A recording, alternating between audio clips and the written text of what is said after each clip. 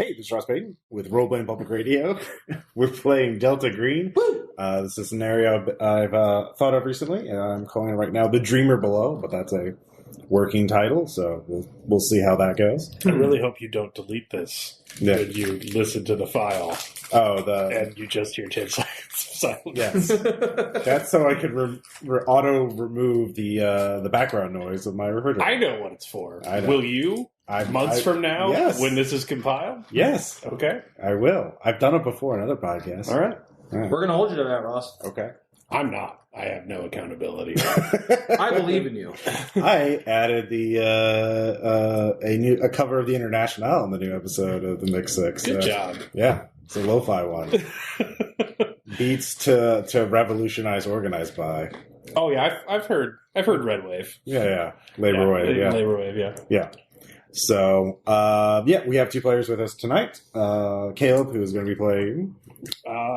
Kelsey Greer. He definitely doesn't have the exact same stats as that one character that blew up in a van. Yep. Yeah. Using that same stack of regions. You hit the first one that looks good, has good stats. Yep. Time to go. Definitely don't forget their names. But then we have Tom. Yep, and I am playing Donovan Bridgeforth, apparently a scientist whose primary experiment is his own body. Because I am ripped as shit. You're one of the neotropic guys. Yeah. So you have 3 science skills that you can fill in whatever you want, Tom. Obviously, you have forensic pathology, so I'm going to say you are a forensic pathologist consultant for the FBI as well. And it's okay. I know I'm a consultant, but I don't need a gun because I got guns. Okay.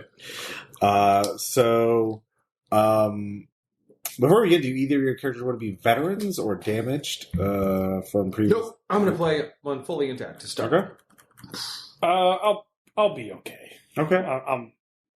Hey, we might come out of this unscathed. I got that. Yeah.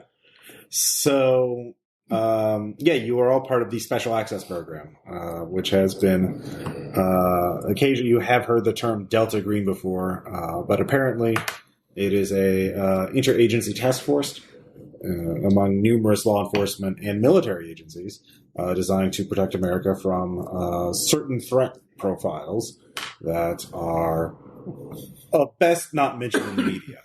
So... It's okay. You're an organization that does things.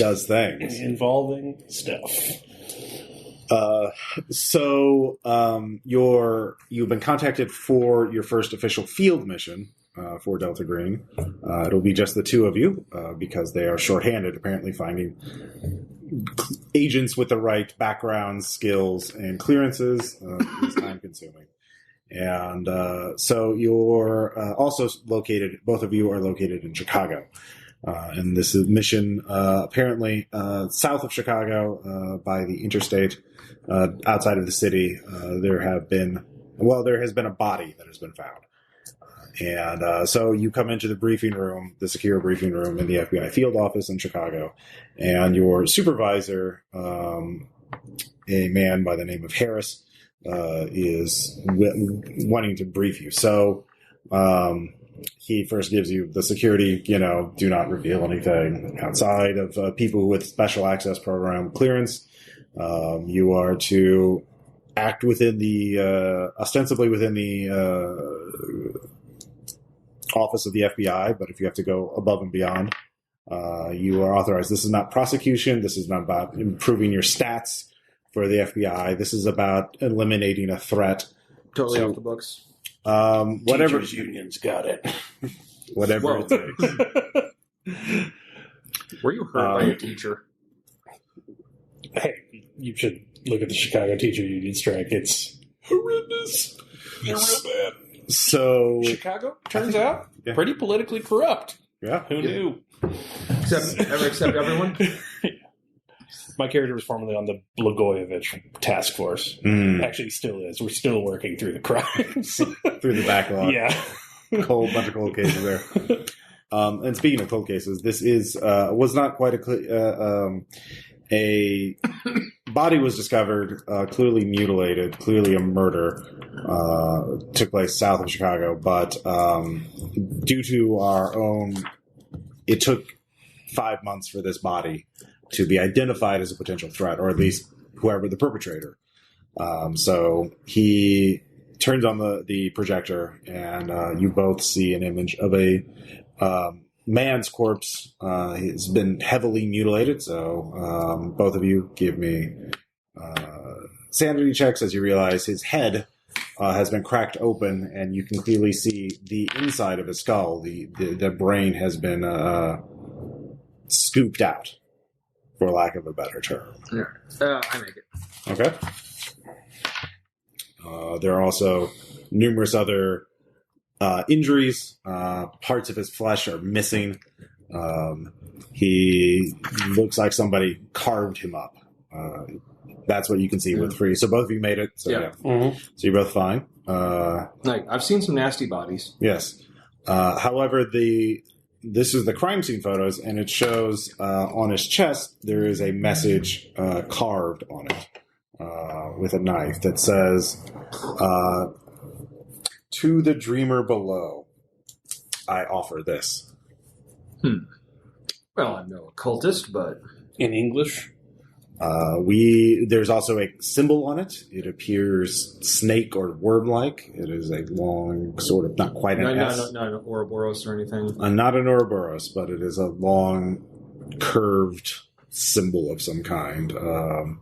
So the phrase "the dreamer below" corresponds to a file that I have reviewed.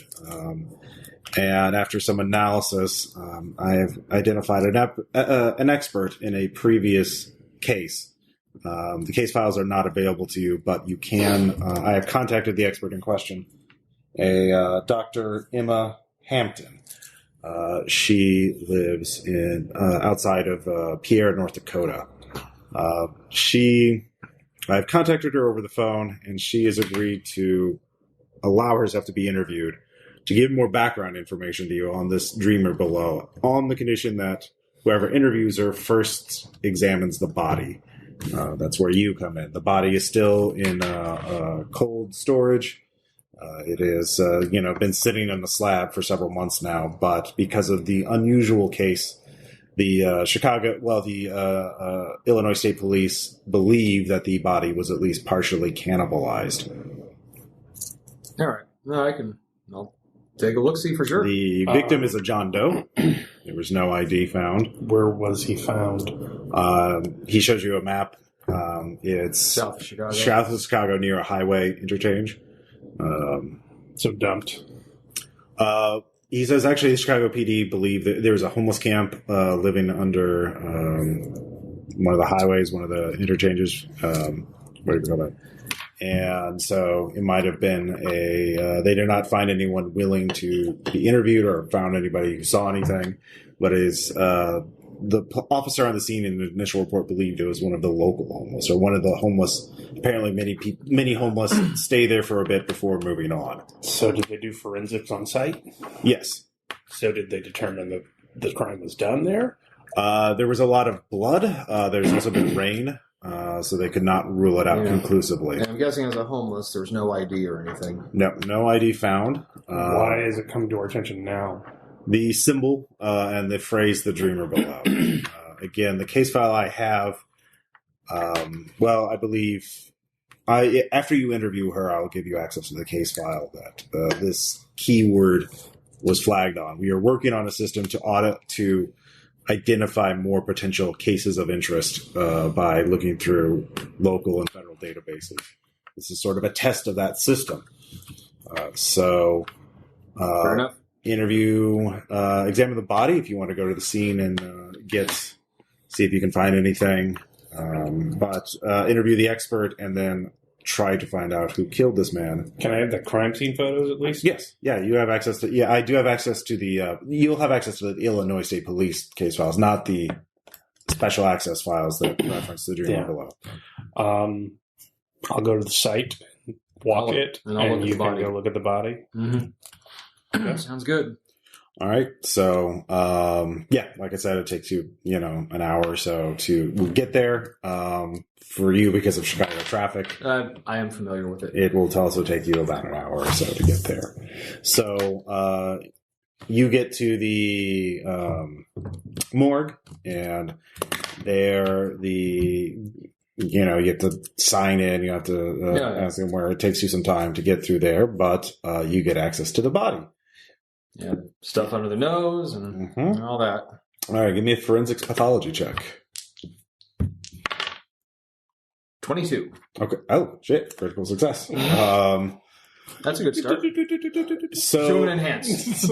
one of the first things you realize that the Illinois State coroner overlooked is the victim was killed by having his throat cut, but the method, you can identify the method by which it was done. A knife, a very sharp knife, was pushed through his jugular on one side and out the other, and then it was pulled forward.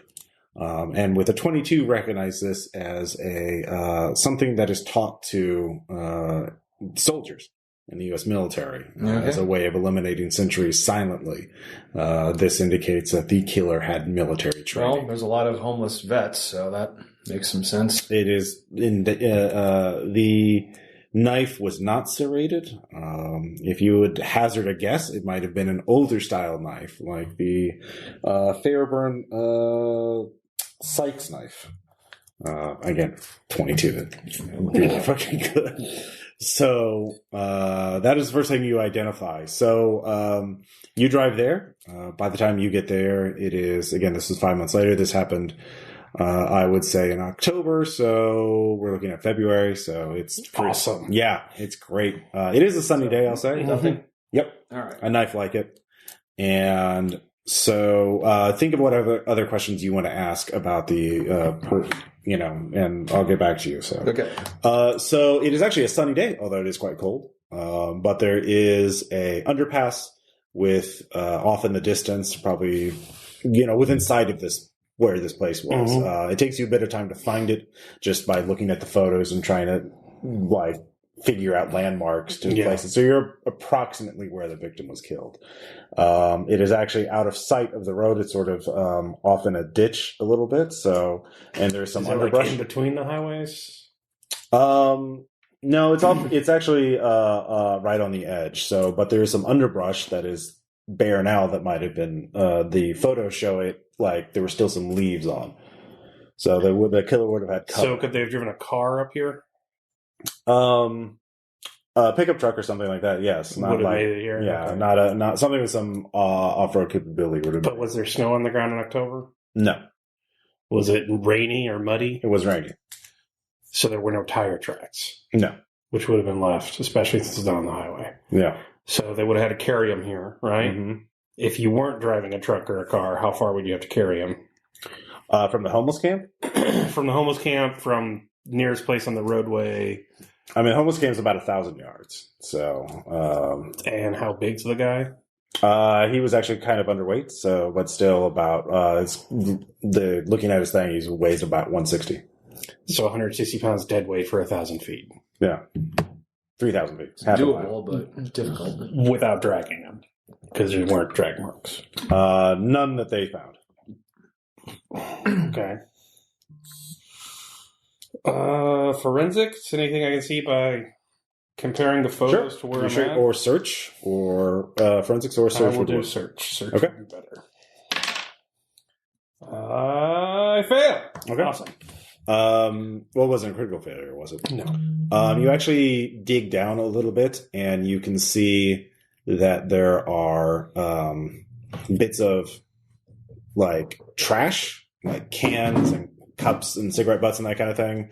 And you realize while the main homeless encampment might have been there, you also find it might have shifted. Well, there's also you almost prick your hand on a needle, but you realize perhaps if somebody was not wanting to do something in private, someone might have come out here to be near the camp but out of sight. Yeah. Or someone who was paranoid. So he might have been here. But this is certainly so that is all you can find on a failed search check, though. I guess I'll walk over to the camp. Okay. So there are probably 15 or 16 people here, mostly men. You know, they all look fairly scruffy. There are a few women there. There's one kid. They all actually seem to have a lot of... they're actually in some tents set up, some blankets set up, actually quite a bit. And yeah, they are all looking at you. Some of them are looking at you. Some of them are sleeping. Some of them are snacking or talking amongst themselves. Yeah, nobody seems to want to go out and greet you. I guess I just flash a 50. Okay. Let's see here. You can give me a human or a persuade check, probably, to identify either someone who's likely to be bribed or talk them into it. 5 out of 16. Okay. A man comes forward, eager for a payday. He says, "Hey, my name's Frank. You're not a social worker, are you?"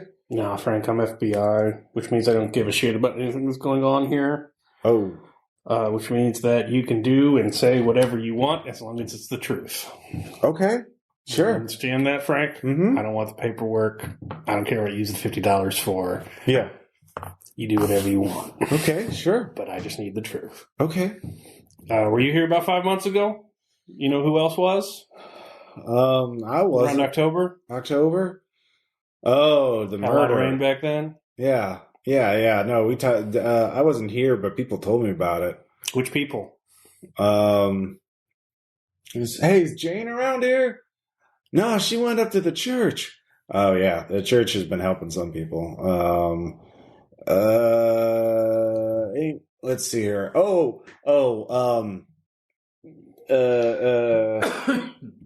What's his name? The big guy who likes dinosaurs. Oh, Teddy Rex. Yeah, that guy. He got hit in the head or something. Talks a lot about dinosaurs. Okay. He's in jail right now, local lockup for vagrancy or something. And he was around? Yeah, he was around. He was the one who told a lot of us about it. He was pretending to be a dinosaur on other people. Is that it, Frank? Well, what do you want to know about it? I mean, I heard all the stories. I want to know if somebody was there. Oh, well, it's just Jane and Teddy, I guess. Well, what do you say we get a ride in my car, we go to the church, you point to a person named James, and this money's yours. Okay, sure, yeah. No, it's Our Lady of Mercy, yeah.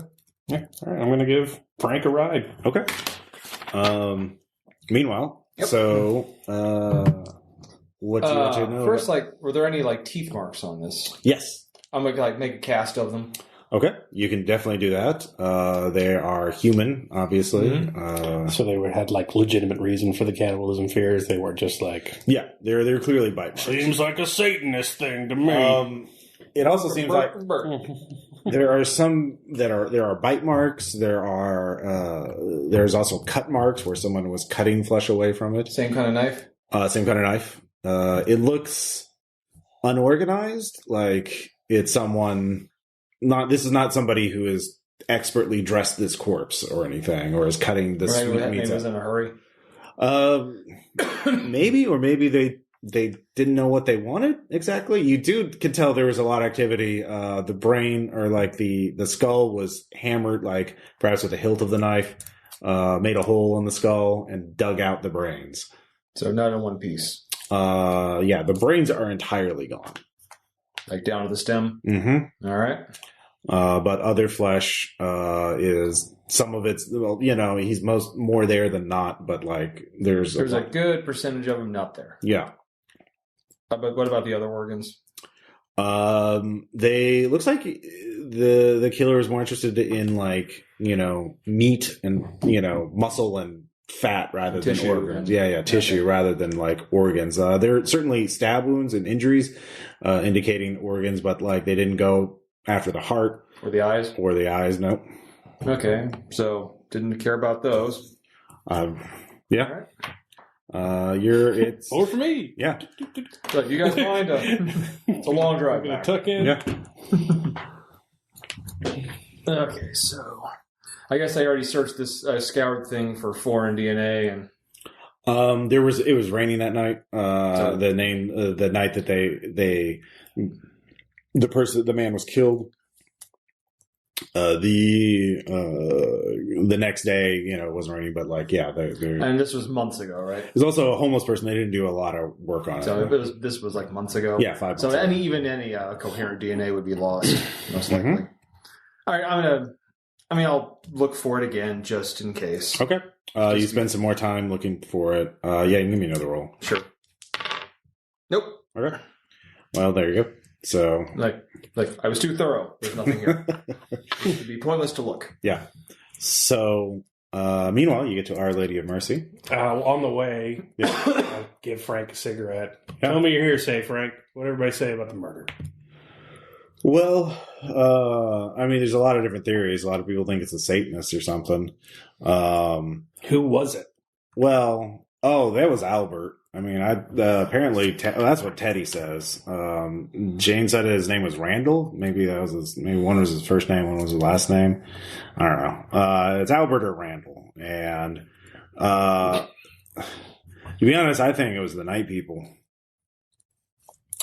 You have to elaborate on that one, Frank. Oh, there are these people who come out at night, and you can kind of see them out in the distance. They come in at night, hence the name. Night people. Some people said that they've traded stuff. They don't come too close to any of the lights.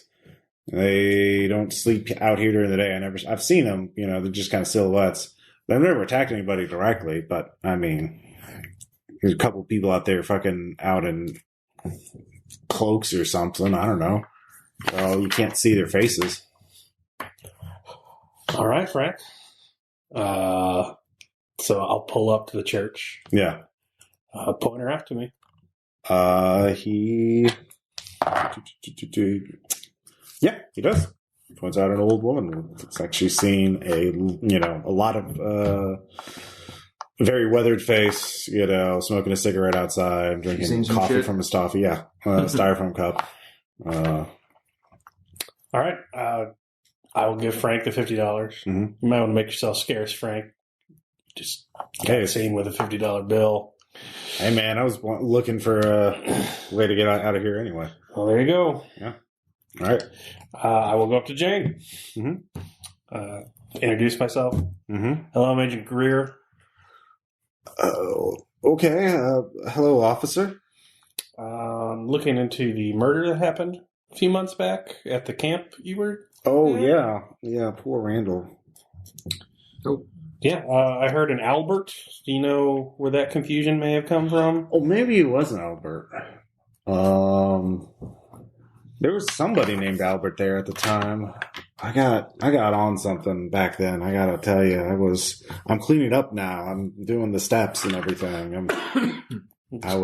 But back then, man, yeah, no. It's good to hear, Jane. Human? Sure. Is she telling the truth? Give me. I failed that. Okay. You know. I know what I know. Were you there that night? Yeah. What can you recall from it? It was raining real bad. We were all huddled down there. Mm-hmm. Randall, he was out there because I smoke, but I don't use needles anymore. But there was a couple. He was more on the hard stuff. There were kids there, and I think he didn't like to use it when there's kids presents. Gave him triggered bad memories or something. Yeah. There was a tent. He wasn't out in the rain directly, but he had a tent. He had a tent back at the place? Yeah, back where he was found. Oh, so his tent was set up by the location. But it wasn't there in the morning. Okay. Did you see any cars that night? Not on the roads, but where they shouldn't have been? I don't think so. Any headlights? No. Probably would have noticed the headlights. Especially if you were on something. Might have hurt your eyes. No, I don't. Maybe. I don't think so. All right. Anything else that you noticed? He was just gone one morning? Well, there was some people found someone else found him. I think they were who are those people that look for bird watchers? Yeah. Bird watchers found them. Yeah, Okay. they were because there's a river out past, and they were on their way there. Is that in the report at all? No. Okay. So some bird watchers found him, and they're the ones who reported it. Yeah. Okay. Well, that's interesting. Well, thank you for that, Jay. There's a Teddy Rex. You familiar with that? Oh, yeah. No, he got hit in the head. Cared for dinosaurs. Yeah. He ever give you a real name? No. Do you know where he got picked up at? Oh, the dollar store. So she can tell me which dollar store. Yeah, just the one over there near. Yeah. Okay. Did he hang out there often? He kind of wandered. He wanders a lot. Okay. All right, Jane. Thank you. Mm-hmm. Good luck. Okay. Yeah. I'm on the steps. Yeah. You're on the steps. Yeah. It's good. All right. I will go to the dollar store. Okay. So you two can, of course, talk to each other and keep each other up to date. So I call him. You can actually give him a bureaucracy check on because the birdwatcher thing. Yeah. Am I good at What's your bureaucracy at? 60. Oh, it's better than mine. Critical failure. Okay. I forgot how paper works. Apparently. You gave your password to a Chinese hacker. Yeah. Yeah. So you can give me a bureaucracy check too. I mean, you can be doing that. Just fail. Okay. Yep. You know. Yeah. So I call him. Mm-hmm. There's a Randall, perhaps an Albert. I don't see they either got the car in there or the truck in there real silent, but I don't see how they would have avoided tracks, especially in that deep of mud. And apparently he was set up in a location, so I think it happened on site. What did you notice? I think we're dealing with probably a former vet. The knife used was pretty much a non-serrated old military. Yeah, it was used in a way that soldiers are taught to slit throats silently. Is that what they also used to cut out the cannibal flesh, I guess? Most likely that wasn't just gnawed on directly. Wait, there were teeth marks out there? Yeah, I got casts of them. So, I mean, if it was a homeless vet, then I don't know what kind of dental records there might be. I'll put them through just to be, So they were on foot. They slit the dude's throat. Was it before or after? I think they were killed first. Mm-hmm. And I guess silently because of the cut. And then they just sat out there in the dark and ate on him? Cut some stuff out. They were mainly there. Obviously, they were mainly there for the. But they said there were teeth marks on the body. Yeah, and and the carving was done post-mortem. The carving was all the other major trauma was post-mortem. And you don't know about the teeth marks yet? I got casts. I'll send them to through our database to see what comes up, if anything. I mean, if it was military, there might actually be something. Okay. While you're at the station, I'm looking for a guy who goes by Teddy Rex. Apparently he's quite large, has some sort of head injury. He got arrested at a Dollar General store around this time. So if you could find anything on that, apparently he's in the system. We should interview him. He was also one of the only people there as a direct witness. So, all right, I'll see what I can find. Okay. You can give me a bureaucracy or criminology check to find Teddy Rex. All right, I got a 40. Okay. That's a success. Okay. 18.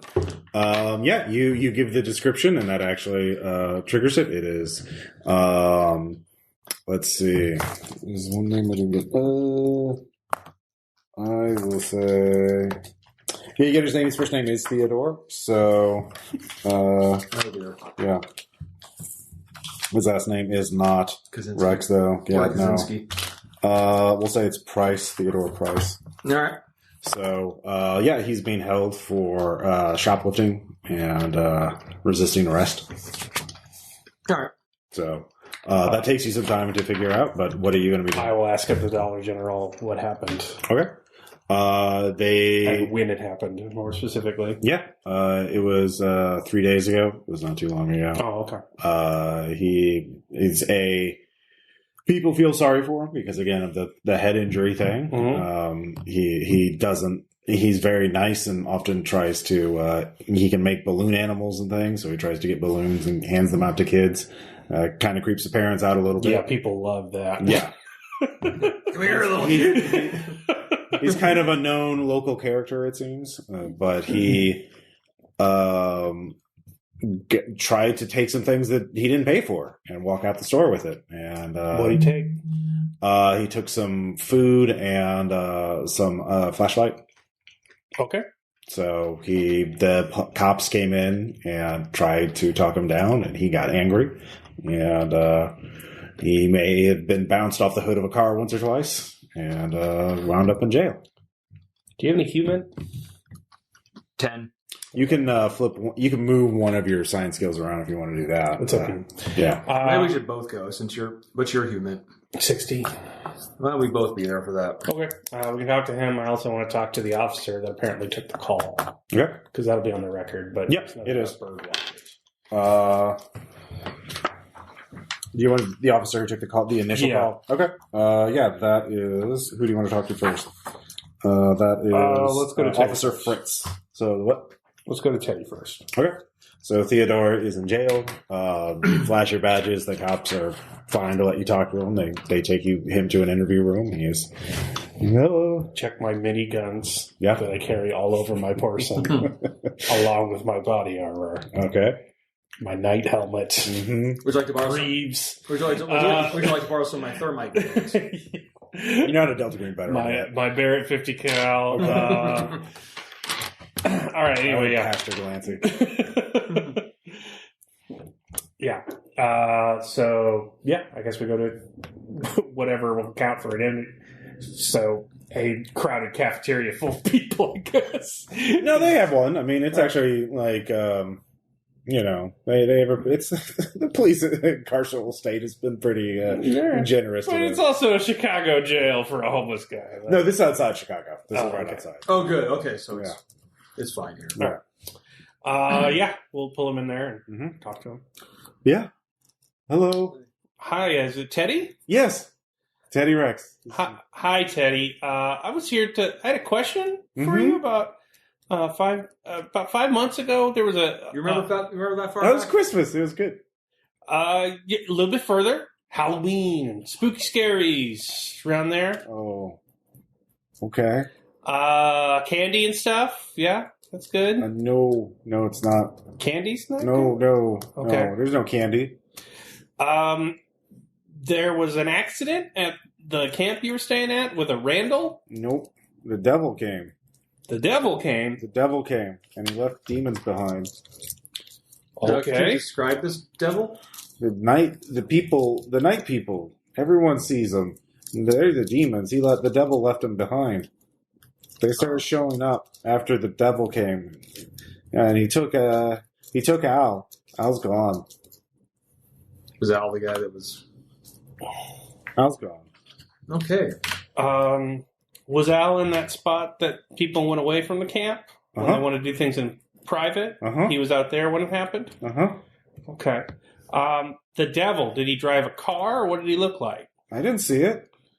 You didn't see the devil? No. You just know he- I okay. just- You dead. just saw the demons. Everyone sees the night people. Do you? Okay. Were they on foot? You know where they come They from? fly sometimes. They float. Okay.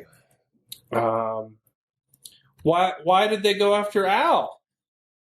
Because he was bad. Al was bad? What did he do? He does things you're not supposed to do.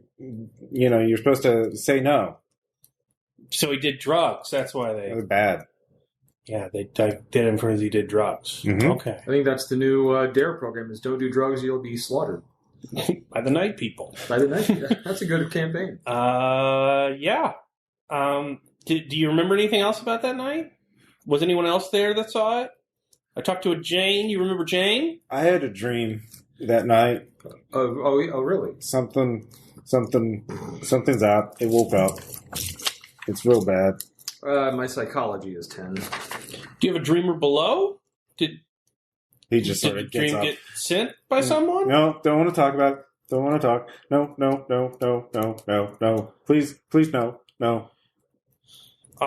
Teddy, I don't want to scare you. It's going to eat me. It's going to eat you. No, it won't. It's going to eat us all. They can't get you here. It's going to eat us. Can't get you in here. It's perfectly safe in here. Okay. It's below. Okay. We're not going to push on that. Man, I'm not good at psychotherapy. Can I human something? Sure. 55 out of 60? Okay. Is it possible for me to distract him with something? Sure. Like, he will keep talking if he has some comfort zone, or is he just going to be further agitated? I mean, he's supposed to be very interested in dinosaurs. Yeah. So if you talk about perhaps something, well, you realize something. He keeps looking down. He's afraid, and so perhaps he's afraid of something coming up from below to eat him.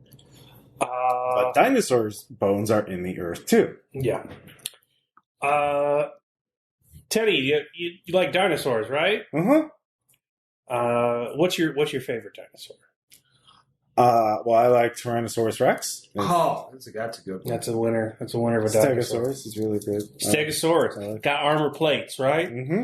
You got armor all around you right now, Teddy. Mm-hmm. Okay. You're I do? safe. Yeah. Okay. That's what jails are. They're armor all around you. Oh, Like, okay. and like, Only stronger. T-Rex could kill a Stegosaurus, right? You'd know that in a fight. Well, Wouldn't you? yeah. I mean, if it was, it depends on if the Stegosaurus was hungry or if it was weak. It was all survival of the fittest, you know. Yeah. But I mean, T-Rex, he doesn't want anything to do with a jail. I mean, No, well, come on. Yeah. Like, I mean, even dinosaurs, even when they're bones, they're kind of intimidating, aren't they? it's but the dreamer below is not it's not here. It just wants in again, and it's coming back. Well, Teddy, we're not going to let him in. Walk the 700 steps, and you'll see. You'll see. Where's the 700 I saw. steps? Where's the 700 steps, Teddy? When you dream, you see it, and you don't. That's what she saw. That's what she saw, and she woke up, and she's bringing it here, and she's going to eat, and she's going to get strong. Who is she? He starts just whimpering and crying. Rocking. Yeah, Can I pull up dinosaurs on my phone or something? sure. You do. Yeah. He Does that do anything? he stops hyperventilating. Yeah. But he is what do you want to? He's not. Teddy, you can have plastic stuff, plastic figurines in here. Mm-hmm. That's totally legal for your commissary. Look at this on Amazon. Oh man, 3/4 inch figurines, 12 different species. Man, 134 of them for $10. I could swing. Could you swing $10? for a good cause like For this, a good, I think I could piece it together. That's a lot of dinosaurs, Teddy. It's a lot of dinosaurs to protect some you. of them have like points of articulation. Yeah, Look at this. They tried to make me join them. Where did that happen? I'm not supposed to go there. No one's supposed to go there. Oh, we won't go. We just want to know. When you never What know. when the dinosaurs fly? Oh, it's to the pteranodons. The pteranodons in the air. When it rains, you could get swept away because it comes out, but it doesn't bother the night people. It doesn't bother them. Okay, where's this at, Teddy? We'll send. We got the drones. They can see it. We won't go there. You won't get in any trouble. It's. No one's gonna know. No one's gonna know we were here. They'll know if I tell you. No, they won't. How are they going to know, Teddy? We're going to keep it quiet. Because you'll go in there, and then you'll be in the dark. No, you see, as officers of the law, we're not allowed to reveal anything we learn. You'll go in the dark, and they'll get you. Well, who was she? She could tell us. And then you'd be the safe. devil is she. She is the devil. Okay. Did she have a name? She is. The night people listened to her, and they wanted me to listen to her, and I was scared, and I ran, and I was out there by the river. There's a hole. By the river? The hole where the rainwater comes out. Oh, Is that where the bird watchers are? Who? The bird watch. People watch the birds? No, I don't know. Okay. all right. No, you're super helpful. That's totally worth some dinosaurs, I think. He starts crying. It's okay. It's okay, Jay. All right, give me persuasion. Calm down. I'm not that persuasive. Yeah. Let me check me. I can't Yeah, persuade him. he's done. All right. Well, he's got some dinosaurs in the mail, so I feel not better. It's still pretty terrible. Man, the U.S. prison system's pretty awful. It is. Anyway, I'll have to participate in it. Yeah. Well, then again, I mean, depending on where you sleep most of the time, being in a warm prison cell might be nice. That's true. Who knows? All right, I checked my MRAP back out from the jail, and we're on our way. Okay. And I'm going to contact the C-130. Stand by. Yeah, both of you, I guess, could give me, by looking at maps, search checks or bureaucracy checks, trying to figure out where he's talking about. Bureaucracy again. If there's navigate, I don't know if you have navigator skills. Nope. Okay. Bureaucracy is the best out of all those. I lost search, yeah, but bureaucracy would work too. I search at 70. 41, missed it by 1. Okay. I make it at 55 out of 70. That's another crit. Yeah, another crit. They're looking at maps. You actually realize there is, of course, a past where the murder site was. So there's the homeless camp, then the 1,000 yards away there's the murder site. But then past that there are some woods, and past that there is a river, and that river has storm drains. Thanks, schoolers. Yeah. All right. And you realize it wouldn't be too far if you were walking, you had nowhere else to go that day, to go walk around. And there are nature trails and bird sites because that forest connects into a park. So I guess we should probably go look for this place. Let's go talk to Officer Fritz first. I want to know why right. those bird watchers weren't on the list. Okay. So I guess he's not Chicago PD, right? He would be Illinois. outskirts. Yeah. He's city police. I forgot to look up the name of the city, the suburban town south of Chicago. Okay. Yeah. So one of the 80 that are pretending not to be Chicago. Exactly. Yeah. Urban sprawl is a thing, but this is the outskirts of suburban. We go talk to Officer Infill. Where is he at? Is he working? Is he off today? He is working, but you can meet him at a restaurant as he goes to get food. So you can catch him while he's eating lunch. I will do that. Okay. Right. So you both get there. And he's, first seems very eager to impress you. He's like, yeah, I've been, talks a little bit about, like, how he's heard that the you feds have a lot of interesting work up there in Chicago. Yeah, it's mostly paperwork, a lot of forensic accounting. It's got to be better than processing drunks. It is that. I know. Longer lunch breaks, I'll tell you that much. Yeah, I'll say sometimes it'd be great to process a drunk or two. But I can stay longer too because I can. I'm working. I'm helping you two. Yeah, you're on the clock, buddy. Yeah. Can we get that for you? Yeah, that would be great. Yeah, this is a paid lunch right now. Yeah. So can you walk me through what happened that morning? Okay. Give me the timeline. So he says we got a 911 call. The caller seemed distraught from what I heard, and the saying that they found someone who looked unconscious, but they saw blood on the ground. And Did you get a name? No, they hung up. And Do you get a cell phone number? Yeah, it was one of those what do you call it?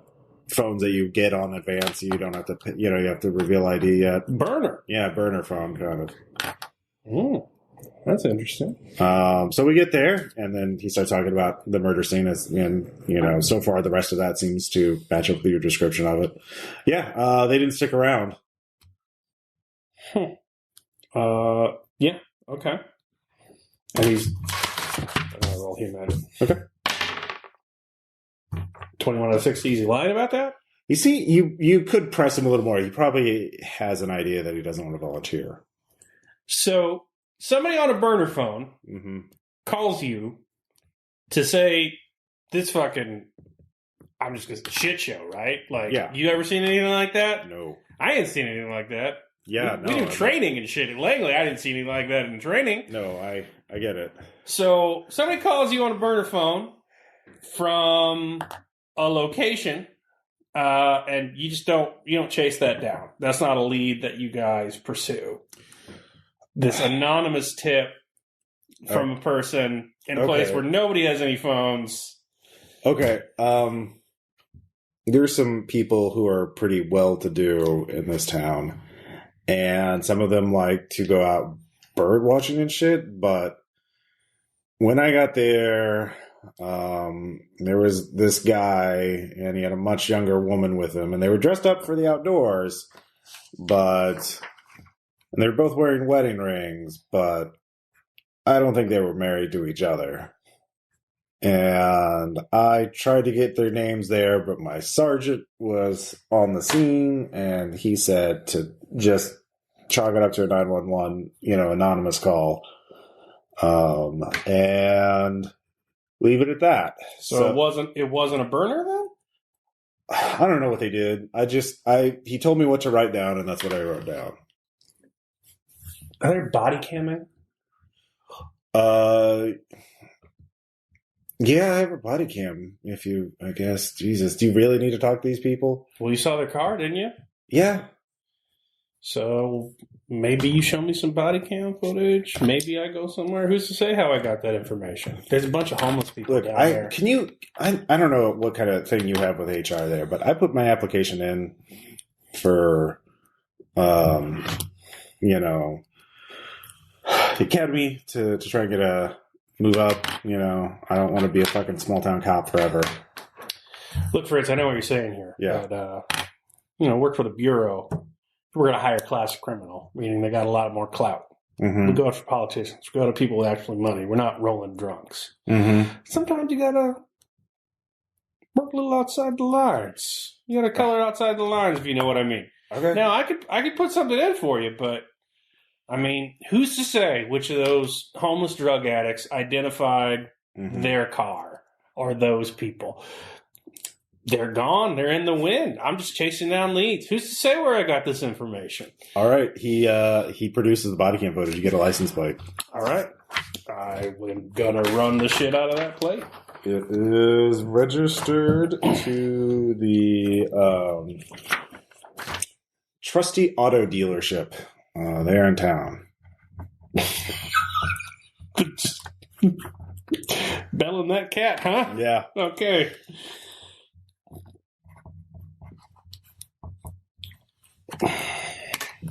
So, was it a dealer plate? Yeah. Okay. And I know the make and model of the car? Mm-hmm. What was it? It was like a Expedition. Okay. New.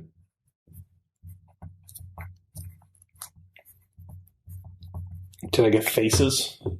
No. I couldn't get faces on that. You could generically. It's pretty. The faces were in the distance, so you see the man is taller, older, gray hair. The woman is younger, brunette. Enough for an ID? You'd probably be able to not. Enough that I could find an ID? Yeah, probably. Yeah. Okay. I mean, you'd be able to spot who it is probably at if you went to the dealership or something, you'd probably be able to spot the guy if her, if either of them were there. Yeah. So. Okay. I guess I will grab my uncharacteristically silent scientist partner. Yeah. And we will go to that Ford dealership. Okay. Yeah, so you get to the trusty dealership, and give me an alertness check.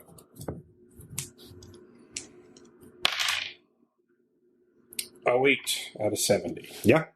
You see the guy. He is in an office talking on the phone, and you can see a big photo of some birds on the wall. Okay. We identified the bird watchers. All right. I think he's cheating on his wife, and we're at his Ford dealership. Mm-hmm. Ford dealership. Does he have his name on his office? Yeah. It is, let's see here, Steve Elder. So I find somebody. Mm-hmm. Hey, my name is Graham Kelsey, FBI. Good to meet you. We're here to talk about purchasing some Tahoes. We were working with Steve Elder. Oh, right this way. Yeah. Yeah. The guy's like, oh yeah, the Tahoes are a great model, blah, blah, blah, talking it up. He knocks on the door. He's like, hey, there's some people here interested in buying some Tahoes. And Steve is like, oh yeah, let me get back. I'll get back to you in a little bit. He's very eager. Yeah, come on in. It's like, just keep the body where I said. I will close the door. Does he have blinds? Yeah. I will close those as well.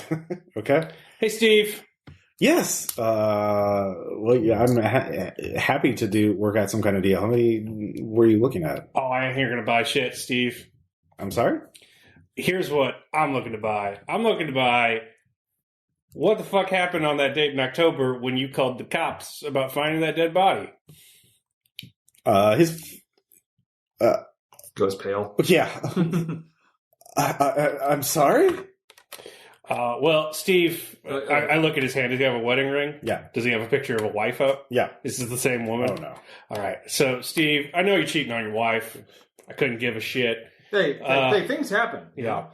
I know you took a company car out to go cheat with your wife in the woods, bird watching, whatever fucking kink you have. I don't give a shit. As far as you're concerned, I'm here to buy Tahoes, and that's what I told everyone outside. That can change real fucking fast, Steve. So I don't care who you know. I don't care who your friends are. I don't care what got you off that goddamn police report. You're going to tell me fucking everything now, or you're going to go down for being a murder cannibal in the wood with your underage friend. She's not underage. She's not. I don't know. I couldn't ID her, but, that's what the people who identified you said. Give me a persuasion check, plus 20. Yeah. 21. Yeah. Yeah.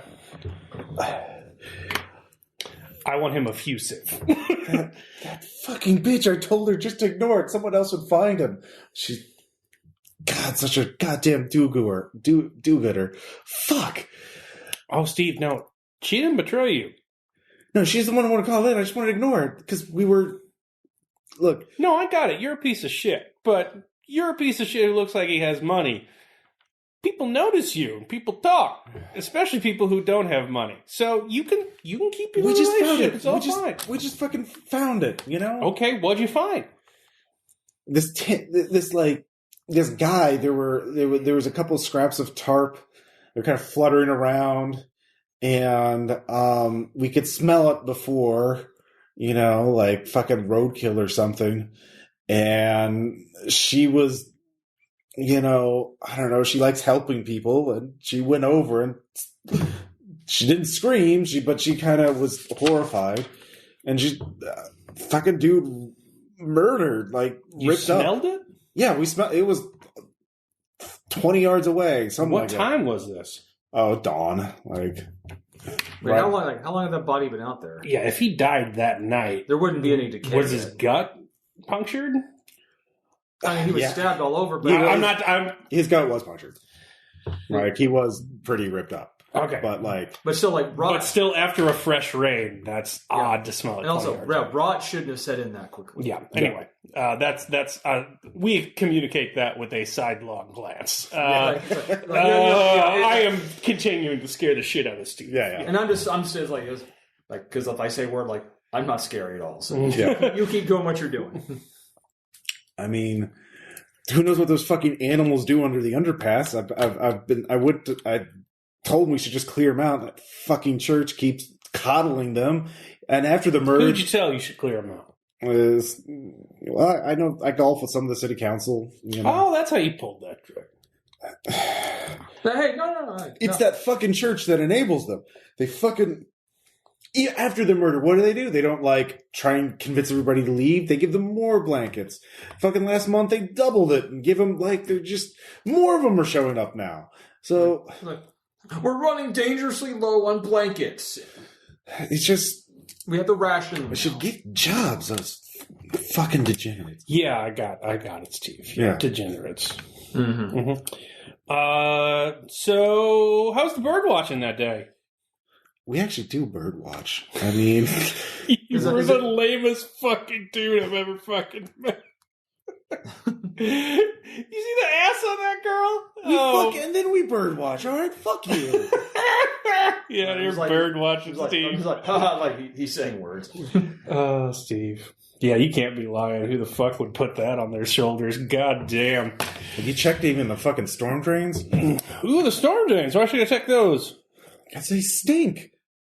There's probably more homeless crammed in there. It's hard to imagine any water comes out of there now. It's probably fucking rank with corpses. I stopped going last month because it got so I could smell it from so far away. Okay. What do you know about the Dreamer Below, Steve? The what? The Dreamer Below. I don't know what the fuck you're talking about. How close you get to the crime scene there? I saw the blood. I saw like his head was had a hole in it. Was he shot in the head or something? I don't know. It smelled. She got a little closer, but she, almost retched. I had to fucking use one of my gloves to catch it. God. To catch her wretch? Yeah, I didn't want to leave evidence. I didn't think I didn't want to contaminate the crime scene. I watched NCSI. I do laugh. Shit. I'd break up a home for him, wouldn't you? I just look at this motherfucker. I think worth it. Hey, fuck you. Who the fuck do you think you are? You think I've got lawyers? You think this is harassment? Like, do you think do you think that if we were here for real, that a lawyer would help you? This is a courtesy call. And Steve, next time, if you have lawyers, you don't talk to us without them. Get the fuck out of here. No. You can't do shit, Steve. Shut the fuck up or I call your wife. He is not having a good time. He is. Yeah. What about the 700 steps? You know anything about that? No. Anything named in the park after that? No. Okay. Is he being honest with me? All right. 40. Is that a 60? Yeah. Yeah. He seems to not understand what the fuck you're talking about. I don't know. I think he might be telling the truth. Yeah. I think we're gonna have to go elsewhere for our Tahoe, Steve. But you be sure to say real nice things about me. Otherwise, you don't want your boss to get wind of anything going on, right? Just leave. But look at the bright side. If everything checks out, we have no reason to ever come back. She fucking broke up with me, all right? Just leave, all right? Okay. Just all if you're gonna cheat, be more careful. All right, so we'll leave. I'll shake his hand. Hey, good meeting you. Always great to see a fellow burner. Keep an eye for those titmice, you know what I mean? Check you later, Steve. Slap him on the shoulder. Yeah. Be a real dick about it. And then I will leave. All right. Yeah. Jesus. But I think he was about ready to cry. Yeah, a little bit. So they find the body. They call it in. Steve talks to his city council friends, gets his name off of the police report. So they just don't want to be sullied by it. He doesn't know anything about that. Doesn't know anything about the 700 steps. I think he said something about, when you dream, it's the 700 steps. Yeah, he hates the church because it helps homeless people. I'm not sure there's an angle there, but I guess we could look into it, but that seems doubtful. I think the best course of action is to see if we can find this drain. Maybe this. But you also have that expert to talk to. Yeah. You can also talk to the expert, which I think we should do before we go traipsing about. And you should do fulfilling the talking. Teddy's prophecy. You should do the talking. Yeah, you should both go. God damn, because God damn, man, I'm a forensics technician. I don't. Well, I can't talk to her. I haven't seen the body. Remember? So you give her a call or whatever you need to do. I'm going to go find some shotguns because shotguns. Maybe some maybe some MP5s. Yeah, whatever. All right. You going to Pierre, North Dakota? Yeah, I guess get on a flight. You can't do it over the phone? Christ, they don't Skype here? She only wants to talk in person about it. What Supervisor Harris says. All right, well, I'll get a flight to North Dakota. All right. So yeah, that takes you the rest of the day. Who flies to North Dakota? Seriously. Yeah, the people who live there, I guess. Come on. Sorry, any of our listeners in North Dakota. Yeah, I mean, they're probably used to it, I would imagine. I mean, actually, I ran a game in North Dakota. Nice.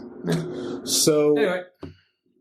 You get there by evening, because it's not too long. It's an hour flight. Yeah. You rent a car.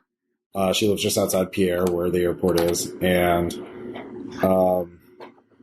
you get to her house. It's a stand-alone house, and sort of out in the country. Just outside like someone who would be paranoid or anything? Or? Yeah. Give me an alertness check.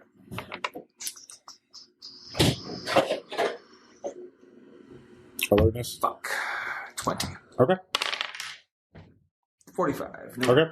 Well, for free, you can see that all the windows are barred, and the door seems to be made of steel. Okay, so more than a little. Yeah. And so there's also a little buzzer, like a little voice thing. Hello? Yes, this is Agent Bridgeforth.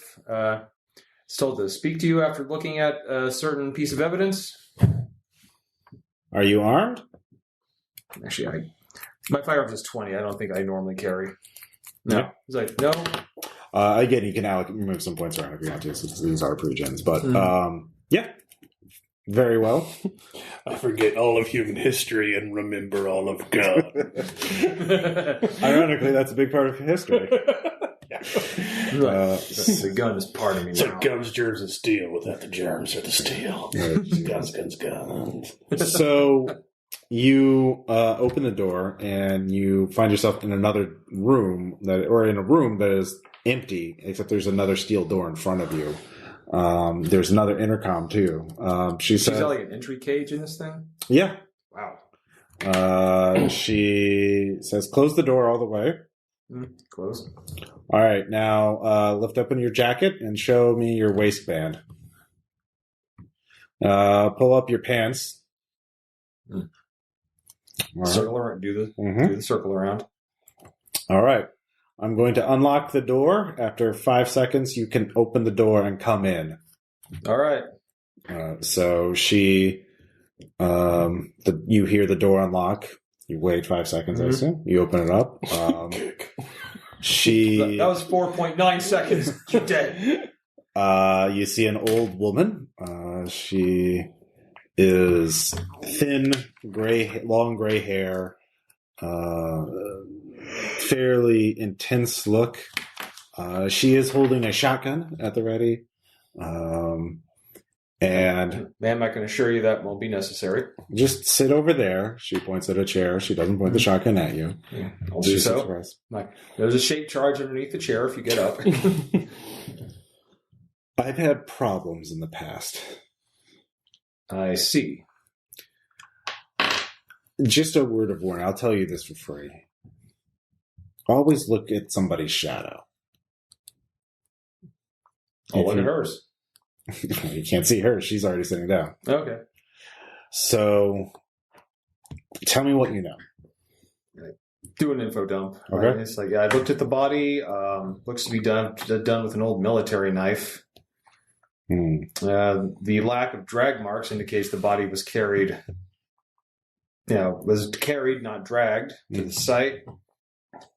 We talked to, or he's killed on site and left there. Yeah. Like we spoke to the one of the only direct witnesses. We just talked about the devil and the night people. Do you mention the 700 steps? Yeah. Okay. Yeah, they said something about dreaming and the 700 steps. With that, she visibly tenses. Yeah, I'm just looking up that church and just grateful I didn't have to drive to North Dakota. Oh, I flew. Yeah. I'm very grateful. So give me a bureaucracy check. 4 out of 60. Okay. It's a Catholic church. Seems to be rather conventional. You do notice 4 months ago, they started a new charity initiative to help the local homeless. It's funded by local businesses and mentions but only one is named in particular, the Good Samaritan Nursing Home. And it is trying to help them. It's trying a new approach to help them where they are instead of trying to move them. So they seem to be quite happy about that. Do things seem above board on paper and whatnot? On paper, yeah. The only thing that makes it unusual is that a nursing home is donating to this charity. That strikes you as unusual. That's apparently seemed to be the primary behind it. The person behind it. The director, Connor Clifton, is quoted as he wanting to give back to the community, even because we've had such a good year at Good Samaritan. So, all right, I will look into that. Lots of elderly people with...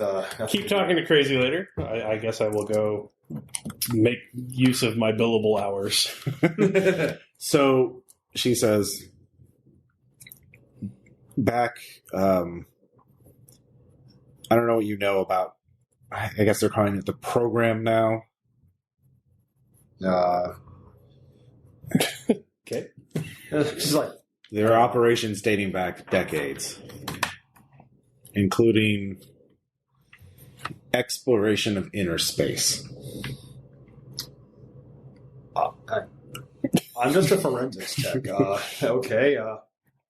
There were multiple incidents, and the idea that there is a collective unconsciousness humanity, that we are all linked subconsciously, and in the phrase 700 steps is the 700 steps of slumber, that we all descend when we sleep. I can't recall a time I've ever done that. Apparently we all do, but the right person can awaken while they are sleeping and actually see this collective unconsciousness. It's a place that we are all linked to, but it's like, can't just flee this place, okay? We have to kill Carl Young. Everyone is linked to it, but not just everyone, but also other things, and they can use that to get back to us. Okay. When I was contacted, it was because of this phrase, "the dreamer below," because I have some experience in this. I survived some of these inner space explorations. Sometimes the dreaming world can become the waking world. Sometimes that's not so good. There was something I think is connected to it. She points to a table next to your chair, and there's a dossier on it. I'll look at it. Yeah, you open it up. There's a photo of some sort of stone structure, but there's carvings on it. It looks very, very old. And there is a worm-like carving on it that looks very close to the one you saw carved on that man's corpse. Like, this was carved on the corpse. Yes. In the collective consciousness, there are many, for lack of a better term, gods. And one of these gods is a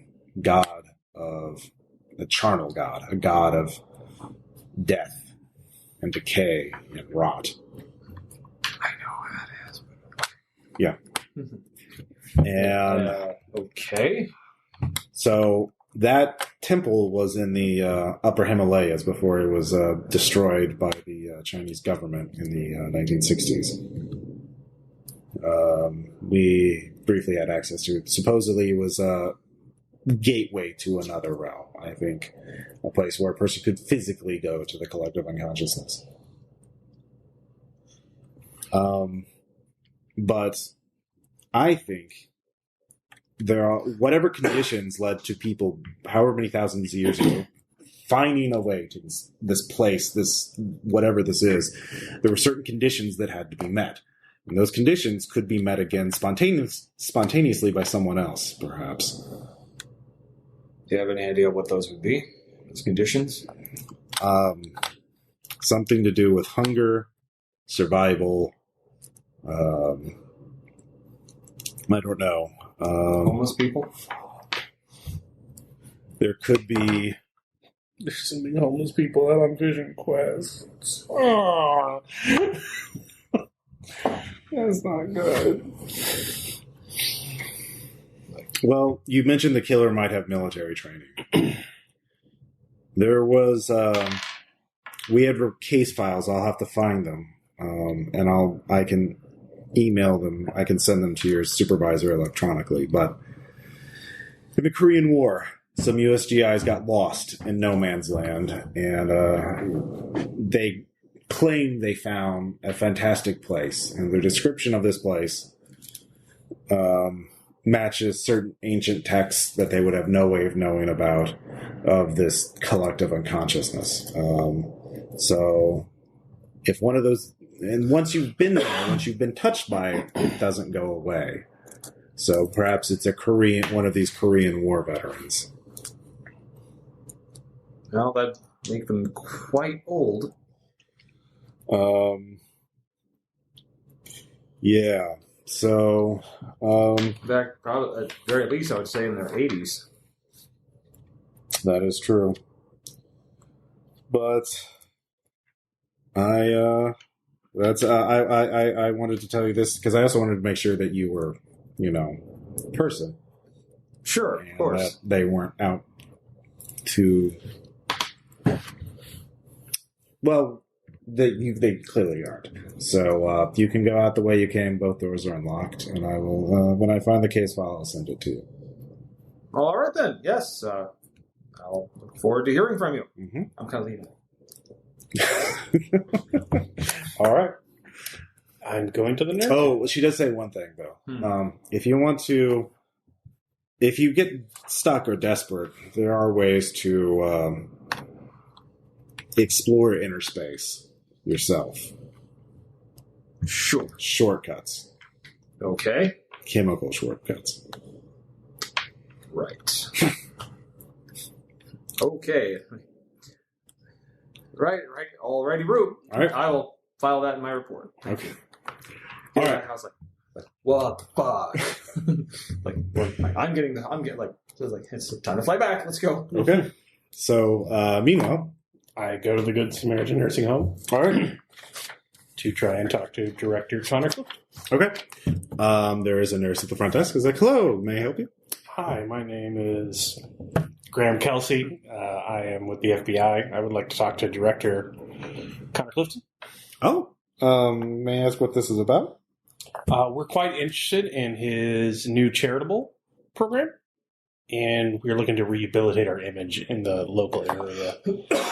So, NFL stars go out and, do Were you things looking to with partner kids. with us to help? Yeah. Oh, of course. I'll stay right here. I'll go and find him. And so she gets up and goes. I'm not imagining I'm on the planet. Oh, he's going to make someone cry again. How's this nursing home? The nurse gets up and leaves. I know, but I Oh, can look around. yeah, you can look around. How are you assessing it? I mean, it looks depressing. There are many elderly people here. Does not seem to be enough orderlies. It seems like Status quo. Got it. All right. Yeah. There is one orderly or one nurse, one person helping some right there. I'm sure my grandson will visit. I'm sure he will. All right. Rather dingy. Heavy chemical odor in the air. Very astringent. But not like one of the fancy nursing homes. Not like individual apartments, 1-to-1 nurse ratios. No. Doesn't have a lot of money to throw around. Okay. No. All right. After a few minutes, Connor Clifton, the director, says, shakes your hand, says, hello, come, we can talk in my office. Excellent. All right. So you go in his office. Yeah. What's going on in his office? It is quite cramped. There is a bookshelf filled with old, you're not up to date, but they don't look brand new. Books on medical practices and the DSM and all this other and these other texts. There's a computer there. It's on the password login screen. Wood paneling. It looks like about what you would expect for a director of a small nursing home. That is, yeah. Doesn't look especially extravagant. So just full disclosure, Director. I'm basically on leave from a number of caseloads because I'm waiting to testify in a number of high-profile cases. So they're giving me busy work around the Bureau, vetting local charities that we can support and do some of our community outreach in I'll be honest, a PR stunt. And I just wanted to know, how does your charity operate, where the funds go, where are there opportunities for interaction with the public, all of the above. So if you could just give me a rundown. I've been looking at some various, Boys and Girls Club. We've been looking around everywhere. Of course. I have some of that information here as I've reached out to other businesses in the area and tried to get them in on this new charity initiative. What are your current partners? The Bureau has to be very concerned about who we associate with, obviously. Well, we're in talks with a number of places. It's a very new program. It's only been up for a few months now. So people are very concerned with trying. And also, there's been pushback from the business community. Some of them have been, they don't like this approach of helping them where they are instead of trying to push them around and put them out of sight. Oh, and the Bureau, we're very much on new age policing practices. We're not concerned about that. It's just, we can't be associated with any sex shop. You can take the Hoover out of the Bureau, but you know how it is. So we just need to know who your contributors are to the program, so we make sure that our involvement wouldn't be sullied politically. We've had a number of anonymous donations, and they're anonymous, so I have to respect their privacy. But I will say the dollar store has actually been helpful. Oh, that's good. But it's still in the early programs, and it's actually not. It's been actually a rather modest program. It's just we're targeting a very specific community and trying to help them as they are. Outreach with churches, I assume? Or? Yes. We have, of course. The Our Lady of Mercy is, of course, the one doing the work. We're simply footing the bill. Ah, yes. What does the bill go towards? Supplies almost entirely for them. Such as? Blankets, food, medical supplies. That sort of thing. Okay. Human. Sure. Fuck. Could fail. God damn it. Seems very on the up and up. All right. Well, I'll take this back to the higher ups. And please do. Yeah. Thank you for talking to me. I leave thinking I've wasted my time. Even though he's obviously manufacturing ghoul bridges. All right. I return. Okay. None the wiser. Damn it. I want to metagame so hard. Okay. I wait for him to get back. Yeah. You get back. It's the next day. Wow. Waste of time. Okay. What'd she say?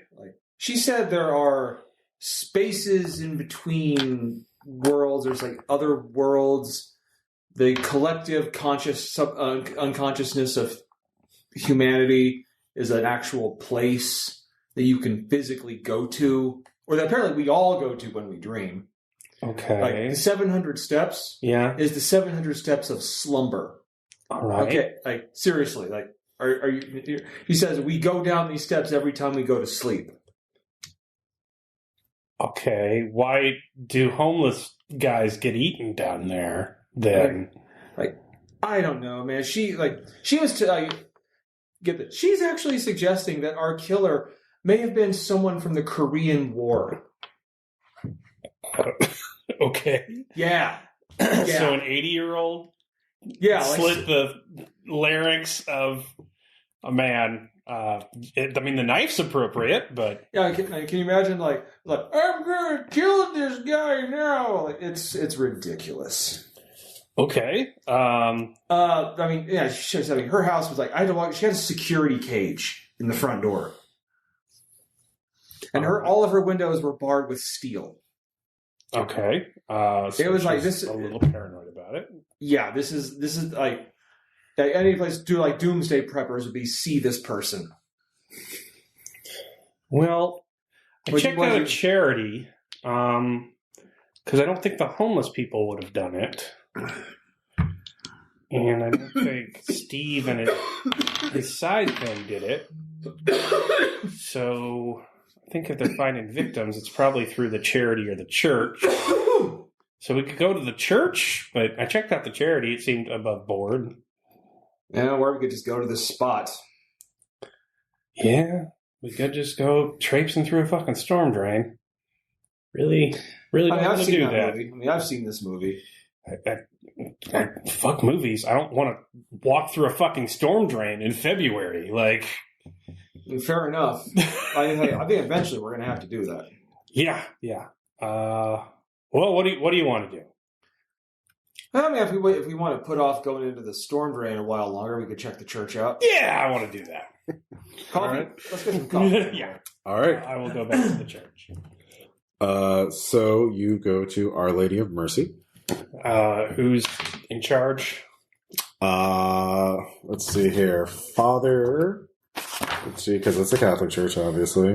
I forgot to have my random name generator generate 30 names. Sorry. No, it's my fault. I forgot. Father Dempsey. Father Dempsey. All right. We go to talk to Father Dempsey. Mm-hmm. Hello. Hi, Father. We had some questions about your recent interaction with the homeless camp underneath the intersection Yes, of our new charity initiative. Yes. Funded by, what was the name of that charity again? Well, it's just an effort through the church, but the credit should go to Mr. Connor Clifton at the Good Samaritan Nursing Home.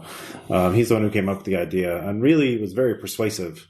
How did he approach you with it? Just about 4 months ago. It was after that horrible murder. And he said a few weeks after that it was just awful that they're out there. Especially as it's getting colder, and the shelters and everything are full up, and we should do what we can to help them, to make sure that at least they have some protection from the elements under that underpass.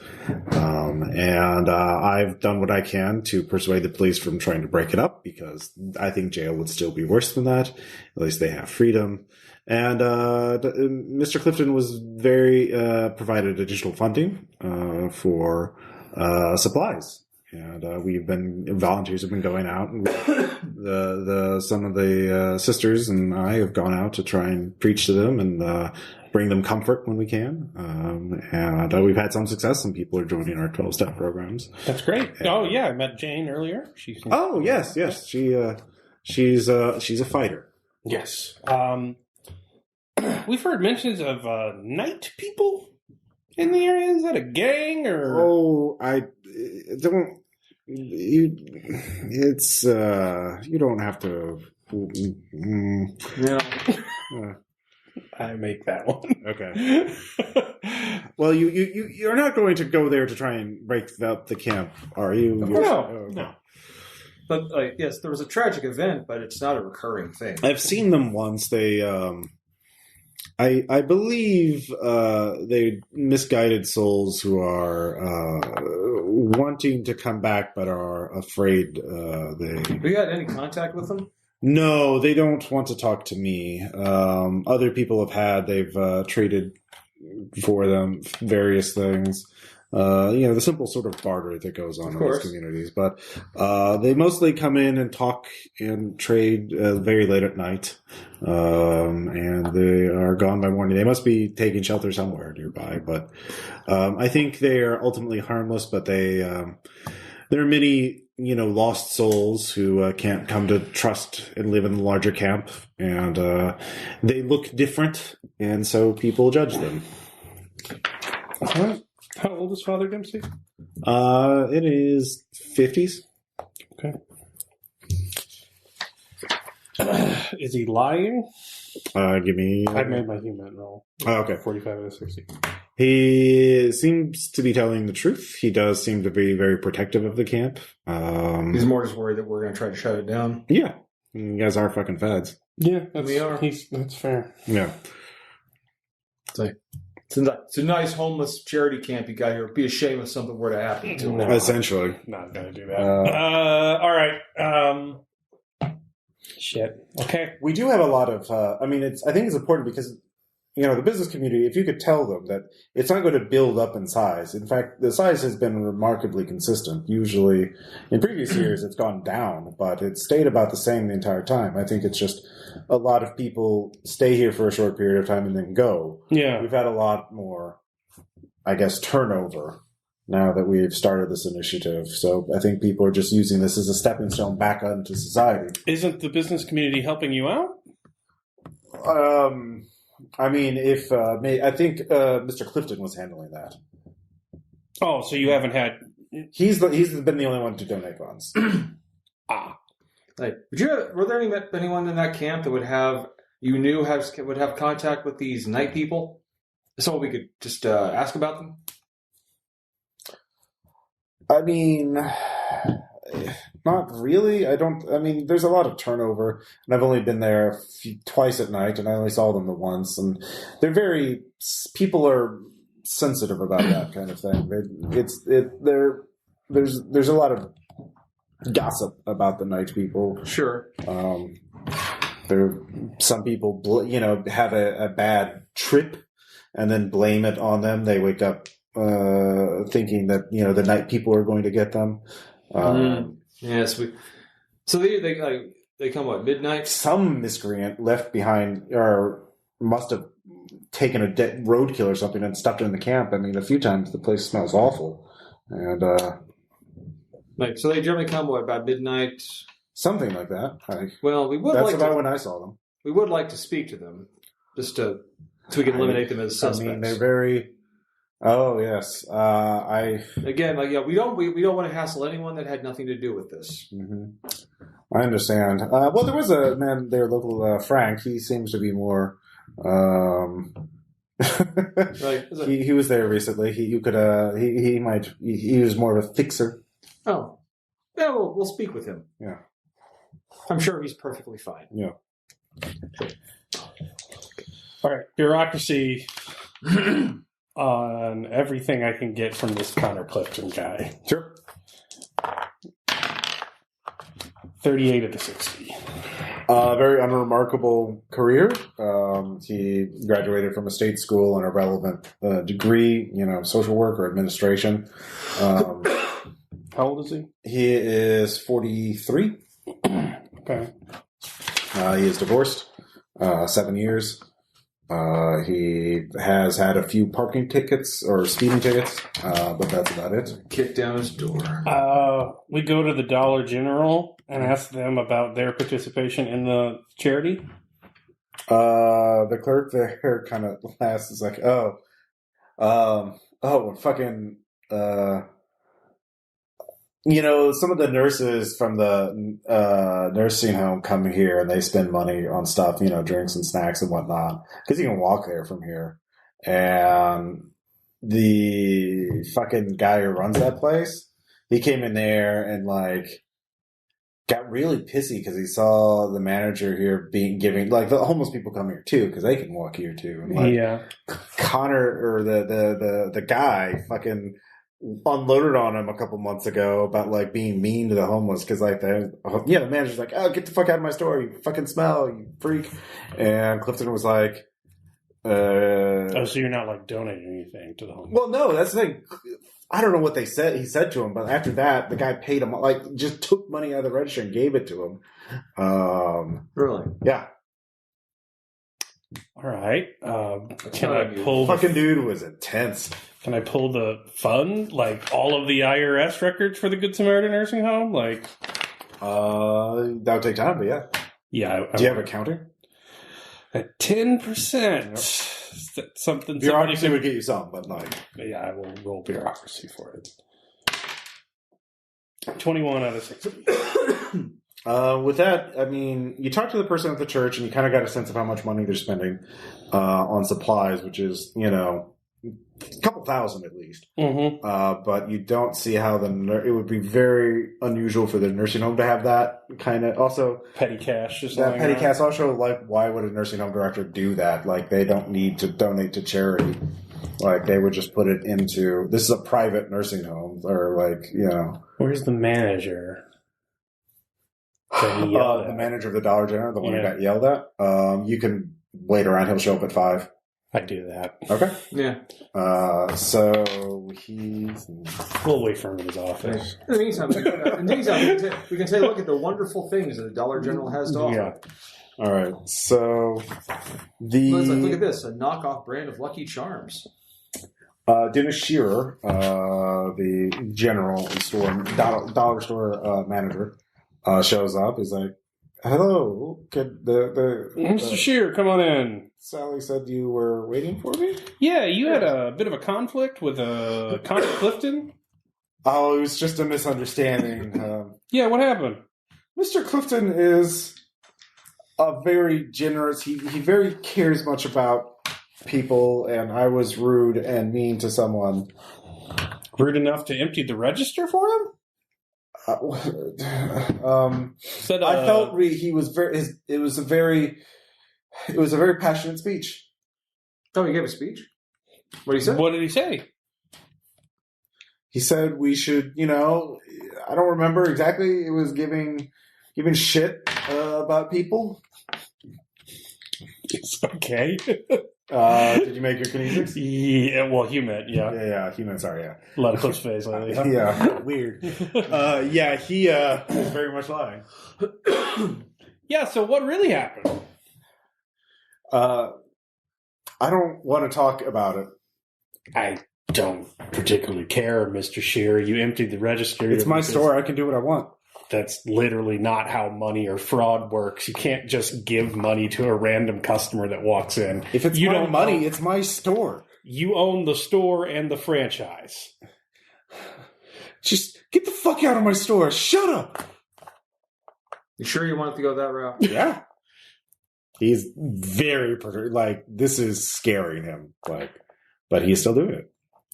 Mr. Shearer, I know you're very scared right now. Mm-hmm. Nothing that you say to me here is going to get out. I don't give a shit about Dollar General. Give me persuade. I don't give a shit about you. Yeah. I just want what I need, and I want to move on. Fuck. No. No, I can't. Don't. Can't do it. Nope. Get out. Just get out. All right, Mr. Shearer, you're under arrest. I will take him in. Okay. All right. Under what charges?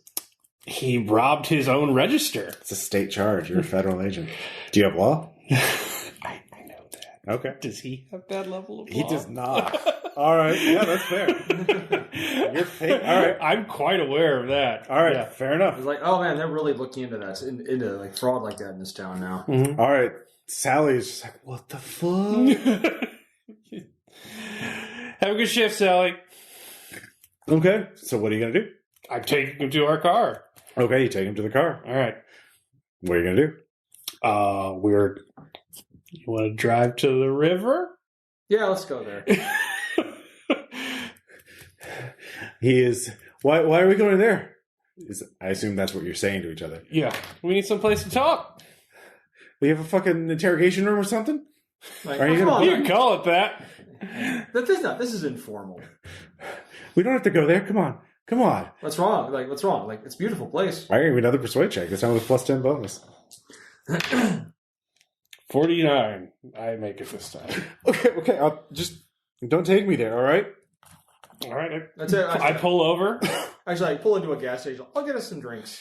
Yeah, I mean, you know how the liberals are, Sheer. They got all uppity about our black sites, so we got to kind of stay nomadic now. Maybe this is the interrogation room. You get to decide. Otherwise, I'm quite fond of the river. Not the river. Well, then perhaps if the interrogation was over before we got there, we would have nothing to talk about. He must have drugged me or something, but he starts crying. He knew what I was dreaming.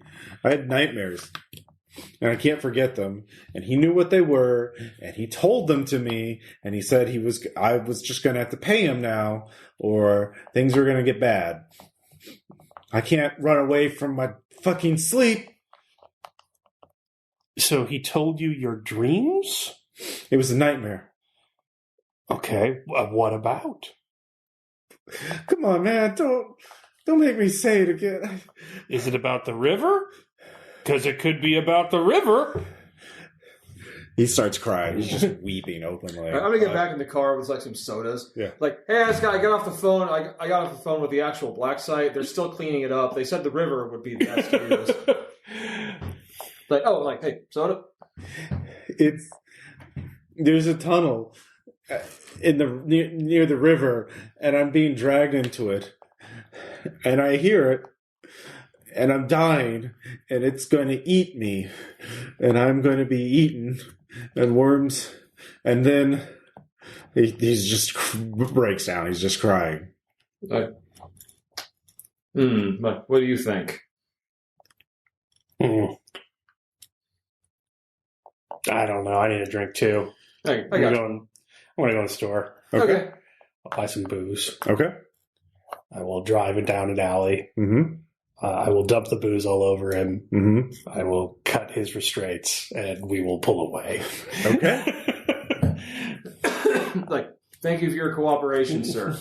He's just weeping in the alley. Yep. See you. Yeah. Dude, what? What's wrong? Both of you give me sand checks for what was it? I can't remember. Helplessness. Yeah. Yeah, that's fair. Oh, I failed that. Yeah. I failed with a one. 69, though. Nice. I succeed. It's only one, but yeah, that's a check mark. I'm more enchanted by where'd you go to learn this shit? I think it's this Clifton guy. Oh yeah. I don't want to go traipsing through a fucking sewer in February until I know what we're finding out. And this Clifton guy's rolling people, apparently knows people's dreams. He's hiding a number of charitable donations. He's got money, and I don't know where it's coming from. Also, he apparently lives alone, so we can just sort of do a repeat with old Shear back there. Right. Is there anything we should bring? Well, I got those shotguns, so... All right, yep. You have 2 pump-action shotguns. And we know where Clifton lives, right? Yep. You have his address. Yeah, real late night visit to him. Mm-hmm. Yeah. We need balaclavas or anything? Oh, yeah. This is definitely off the books. I'm like, oh, man, this is okay. I'll let you die. I'll just hold the gun and look at I at least know that much about the program, right? We don't need to be going around flashing. It's about eliminating threats. Yeah. You can ask for advice or for rules of engagement if you want. I guess I will, yeah. I'll tell them everything we know. Okay, look, we're planning this. There's a sewer with a weird stench that is related to the thing. There's also a lot of talk about inner space and dreams and knowing dreams. I think something's bad in those tunnels, but I think whatever it is, this Clifton guy knows about it. I would prefer knowing about it first before I go down there. I could provide you a cache of contraband, I guess you would call it. You could plant it near the tunnels and use that to justify the local police going in. Is that something the program would want? If you're, I don't know, what do you think they will find down there? Nothing good. Apparently it smells horrible. I mean, like smells like death. But it's a sewer pipe. But it also smells like... Well, storm drain. It also smells like yeah. It also smells like the scene, though. So, I think we should know what Clifton knows before we go down there. Very well. And the contraband would be good, but... There is an abandoned house. You can deposit things in. If there's something you need to be cleaned from that house, just tell me in person. Okay. He gives you an address. It's about half an hour drive from his house. So okay. If you need to do things, you could do it at that house. And Clifton does live alone as far as we know. Yeah. No kids. No kids. Divorced 7 years. Mm-hmm. And we do have his address. Mm-hmm. All right. Where does he live? It doesn't live very far from the nursing home, weirdly enough. It is only a 10-minute drive. So he lives in a suburban house, sort of a lower class neighborhood, though. And there are other houses in the area. It is a neighborhood. He does have neighbors. So there are cars parked on driveways and on the street, that kind of thing. So it doesn't seem to be super crowded, but one-story house, has a garage, has a backyard. Okay. I will. The back door, the backyard has a glass sliding door. I will give you the car keys, I guess, unless you want to go in with me, Doctor. No, I don't think I'll be much help, huh? Unless you want me in there. No, I'll keep you on the phone. We're going to need the car to pull up rather fast, I imagine. I'll be standing by. I will empty out one of those soda bottles and duct tape it around the barrel of my pistol. I was like, hey, over here. Can I have one of the balaclavas? Yeah. Awesome. Don't put it on while you're sitting in the car. Oh, no, that would be weird.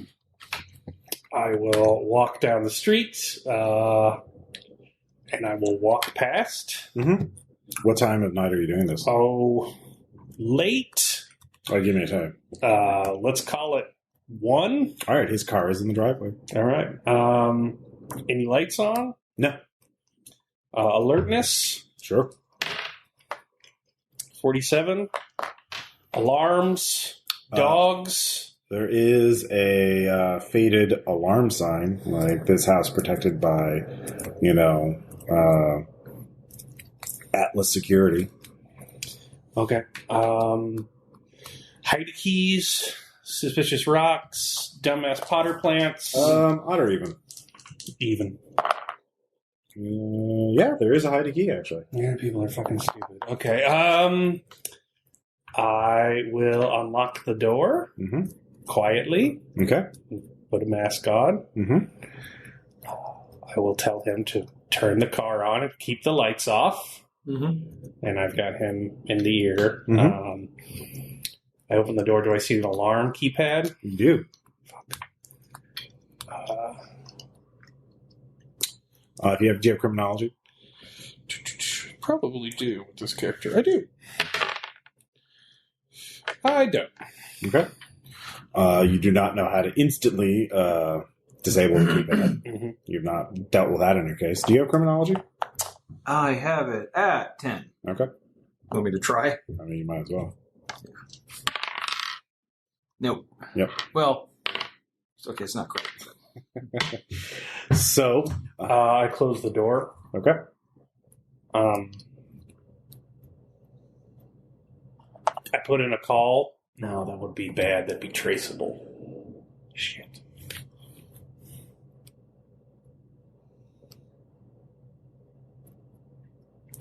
Fuck. Okay. Okay. I call you. Yellow. Look at the paperwork. You got Fritz's badge number? Yep. Yeah, I got it. Okay, call the alarm company. Say, we're out here for a domestic. And the alarm went off. Don't send anybody. Because Officer Fritz is responding. Then give him your badge number. Oh, okay. Yeah, I'll do that. All right. You do that. Make it sound all official and everything. Mm-hmm. Tell me when you start making the call. Do you have bureaucracy, John? I do. Go ahead and give me a roll. Just made it. Okay. All right, I open the door. Just book ass to where I think a bedroom is. Okay. You don't have to make a roll for that. Since you're running, Well, as quiet as possible, all right, but give me stealth. I've got a certain amount of time before the alarm triggers if the door was unlocked and didn't break. Mm-hmm. Yeah, it's gonna... I don't even know if it's on or not. No, I'm not stealthy. Okay. As you get in the bedroom, you see Connor rising. What? He obviously was asleep, but he... All right. Do you have... I have unarmed? combat, yeah. Okay. I'm actually pretty good at that. All right. And I'll give you a +10 bonus because he's prone. He's literally lying in bed. Fucking hell! Is that a 93. Okay. All right, I whiff. Yeah, he...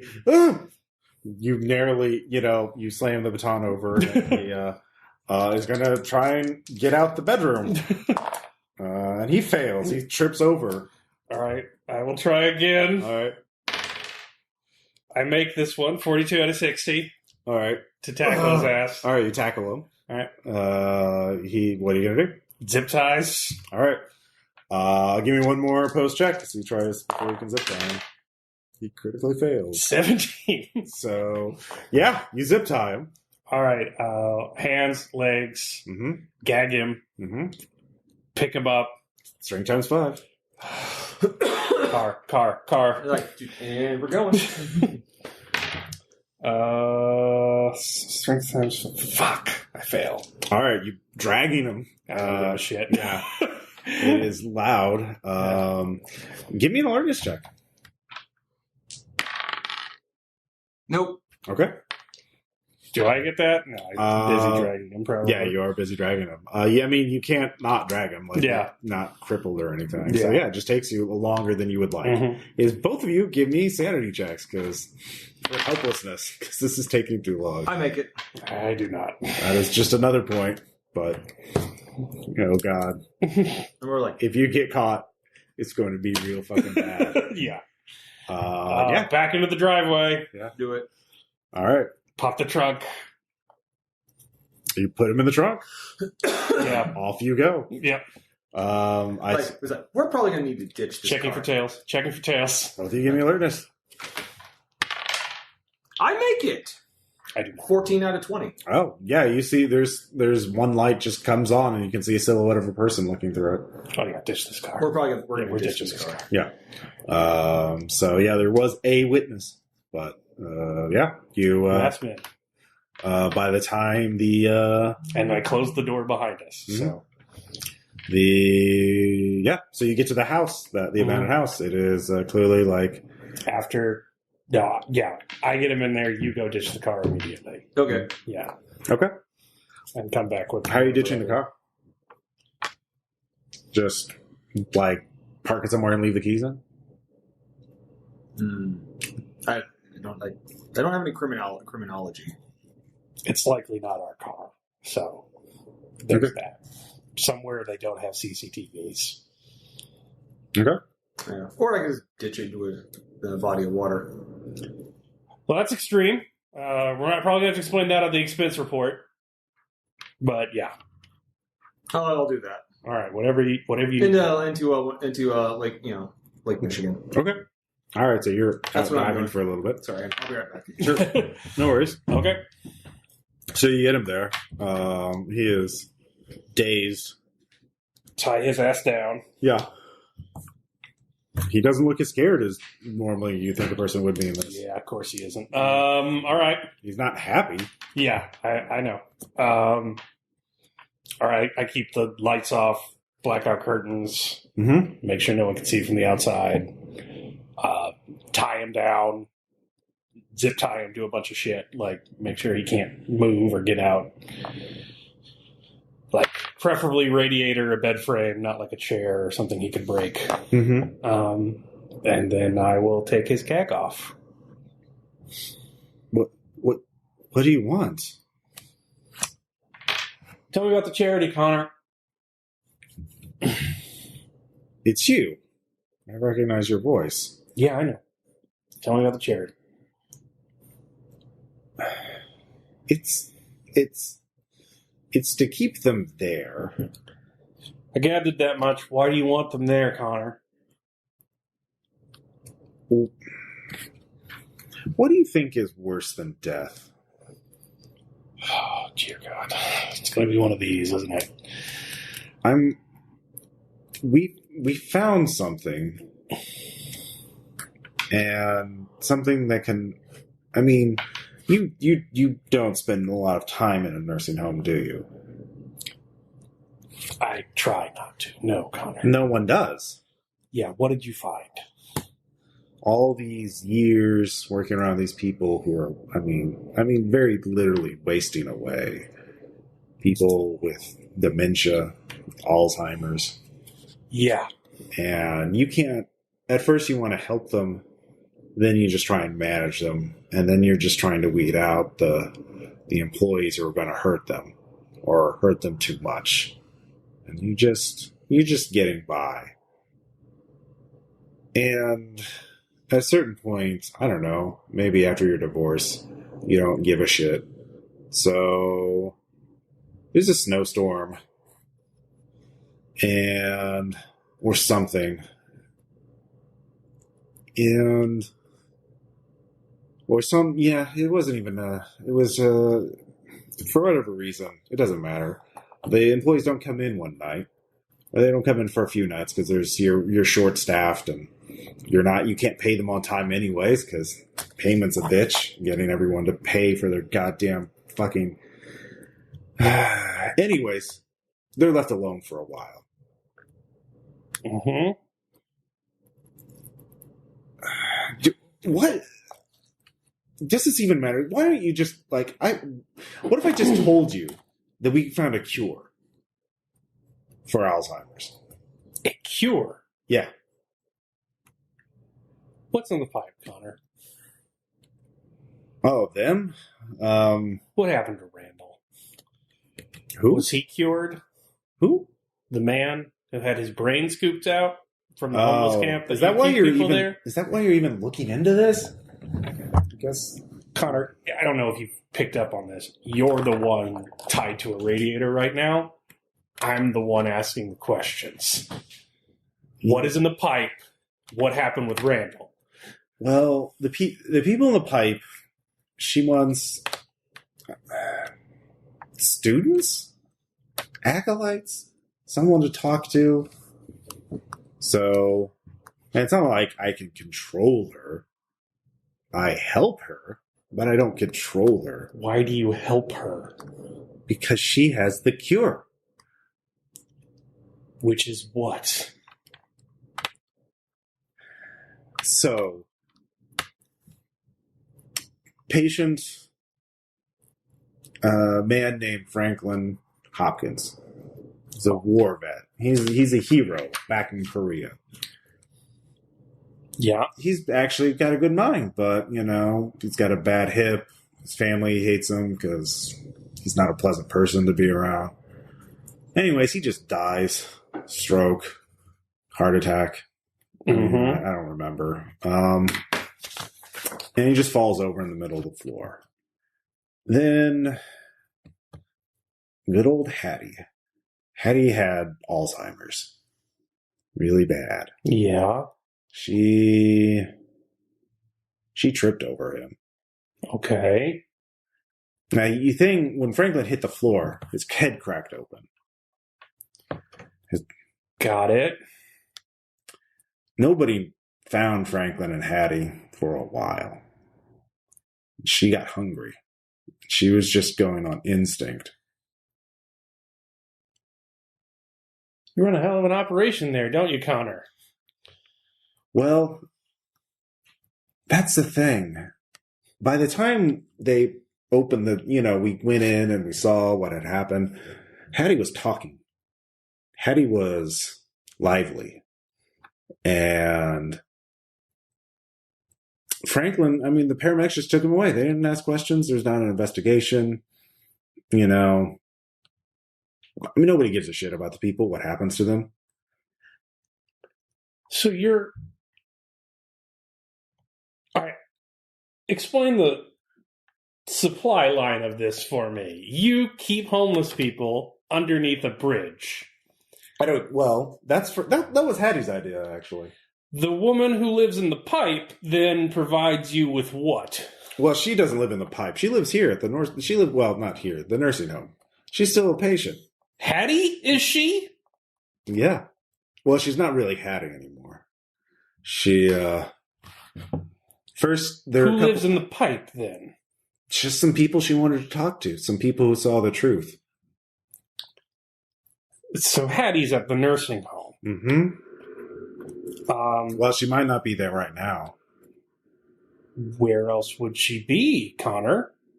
Give me an alertness check. 43.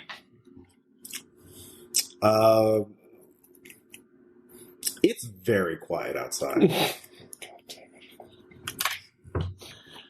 it. She. Shotgun a geriatric ghoul. All right. Okay. I mean, I don't know where she is. She's been getting stronger and stronger.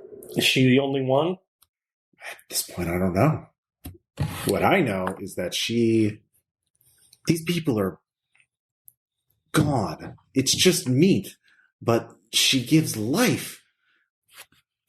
To who? Who has she given life to? Well, I think those, her students, I think they were all fucking, Jesus, they were really bad. Fucking people who OD'd a couple times, people who were... So she's recruiting from them or feeding from them? Recruiting.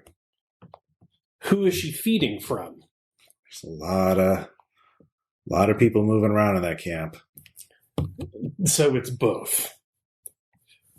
Great. All right, Connor. Well, I guess we're going to say hi to Hattie soon. I will just have shotguns, and I will be fervently trying to call Agent Bridgeforth. Yeah. Bridgeforth, by the way. Hi. So you ditched the car in Lake Michigan. Mm-hmm. And I assume, of course, you had another car ready to... Yeah. So you're driving that back, and you're actually... How close are you parking to the Target house? Like a few blocks. Okay. So you're walking back. Mm-hmm. And now you're making a call. Like, yellow. It's the patients at the nursing home. Okay, what are the patients? She, the devil, the one recruiting and doing the stuff. It's one of them at the nursing home. Connor's helping, but a woman named Hattie, one of the old women, she's the vector. Give me an alertness check. No. Okay, actually, you hear something. Like something, it's February, all the plants are brittle and dead, so like you hear some leaves crunch. God damn it, Bridgeforth, get inside! Look around. You look around, yeah, you see a pair of red eyes in the darkness. Give me a sand check. Make it. Okay, what do you do? Like, just going to turn, yeah, that sounds like a great idea. I might go get some. Might go get a couple of maybe get some drinks before I head home. There's bare footsteps on concrete behind you. Fast. Okay, fuck! I just run. Give me athletics. I don't know if you know this. Yeah. I'm not a runner. Okay. Let's see what happens. I do make it though. What'd you get? 20. Okay. You're being chased. I'm just a doctor. Am I hearing anything? Yeah, I'm like, there's something chasing me. All right. Oh, fuck. I know what the agency would want me to do. All right. Thanks, Connor. No! He has time to say no. Yeah. I definitely aim for the head. I don't want to leave all right. what Hattie wants around. Give me a... Yeah, it's definitely a sand check. Violence. Yeah. At 6, I make it. Yeah. Yeah. He wasn't exactly endearing himself to me. Mm-hmm. All right. Do I have to make it in the check or fail it? You failed. Yeah. I mean, you make it, so you don't lose any. So I don't get a check. Yeah. You have to lose sanity. You have to all right, so slot, and I'm just sprinting down the stairs. All right, give me an athletics check. Oh, I'm not great at that. I'm 42. Is that bad? Yeah, it's 97 out of 30. Well, it's not a crit fail. It's not a fall down the set. Yeah. Stairs. Anyways, you're still running. Mm-hmm. All right, what do you... I will try to continue to run. Mm-hmm. Jesus. Is that a success? That's an 18. Okay. Are you running towards me? You're actually seeming to gain distance. Like Then you stop hearing the sound behind you. Then I stop, turn around, flash. Made alertness. The phone out. Yeah. I missed it by 5. Okay. I just phone out like for light, like. Okay. I never hung up. Just. Mm-hmm. You still there? Do I see him? Yeah. You run out the front door. Yeah. I was like, oh, you're there. Good. I've got a shotgun and a camel coat. Yeah. Covered in sweat. Yeah. Like, yeah, I was being chased by something. Come on, get to the car. Let's find go. the car. Find the car. I am just looking around, paranoid as we walk the streets. All right. You have to go back the way he. Yeah, I know. Yeah. I know. All right, both of you give me alertness checks. God damn it! Hot 7. Okay. I fail. You don't see anything. Okay. I think we're good. Let's get out of here. All right. What are you going to do? That's right. We have to go back. Can I call the program? Sure. But I need to do the clean the place in person. Yeah. All right. So I need to get the guy to meet me in a place. Yeah. Okay. Calling a cleaner. Yeah. Okay. He tells you a parking lot. Okay.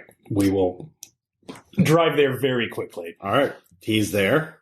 He is smoking, but you just do the thing where you pull the 2 cars up, Yeah. driver's side to driver's side. There was Franklin Hopkins, who's a Korea war vet. I think he's the vector.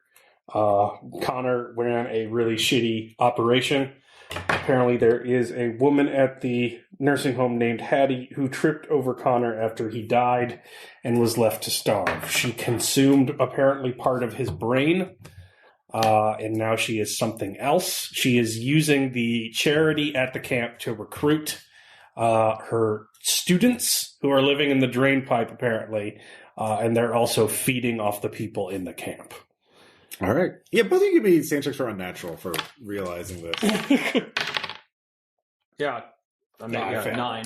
All right. That's 1. Yeah. It's only 1 because we haven't experienced up close yet, but like knowing this is happening. Franklin Hopkins, you say? Yeah, apparently he died at the nursing home a number of months ago.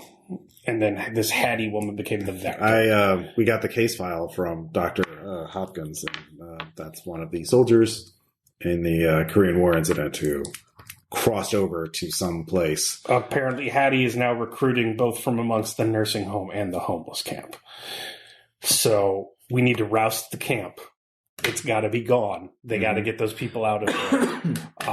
We need to put the contraband either in Connor's office or in his home to justify searching both locations. And then we need pictures of this Hattie woman so we can put out APBs. We need to question everyone in the nursing home. Well, you need to go to the nursing home and get those list of patients. Yes, so if we put the contraband in Connor's home, there was recently a break-in. I think we were seen. That can be just cause. The contraband could be reason to send us there to search. He gives you a duffel bag. I thought you would want this. Here's your contraband. Okay. Lovely. Do you look inside? I'll look. Okay. There is a bag of heroin in it, Like, or coke. I mean, you know. like it's a white powder of some kind, Mm-hmm.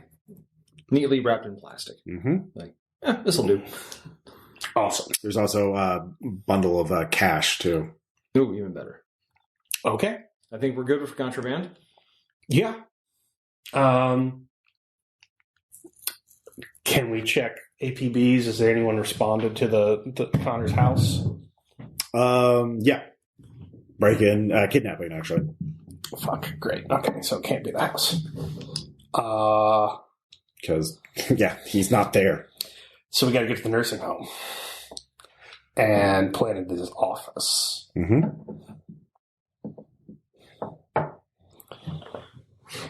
Or, fuck. His car's there, right? His car's at his home. Can You we saw it request there. they take that to the impound?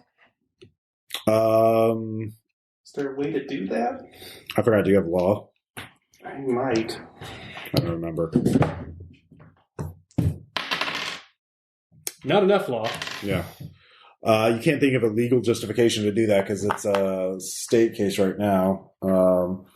Your justification as an FBI is a serial killer, interstate serial killer, because he was found near a highway. Remember the original corpse. So that is sort of your original jurisdiction. All right, we will arm up and go to the nursing home later then. All right. Because this seems like a good idea. Yeah.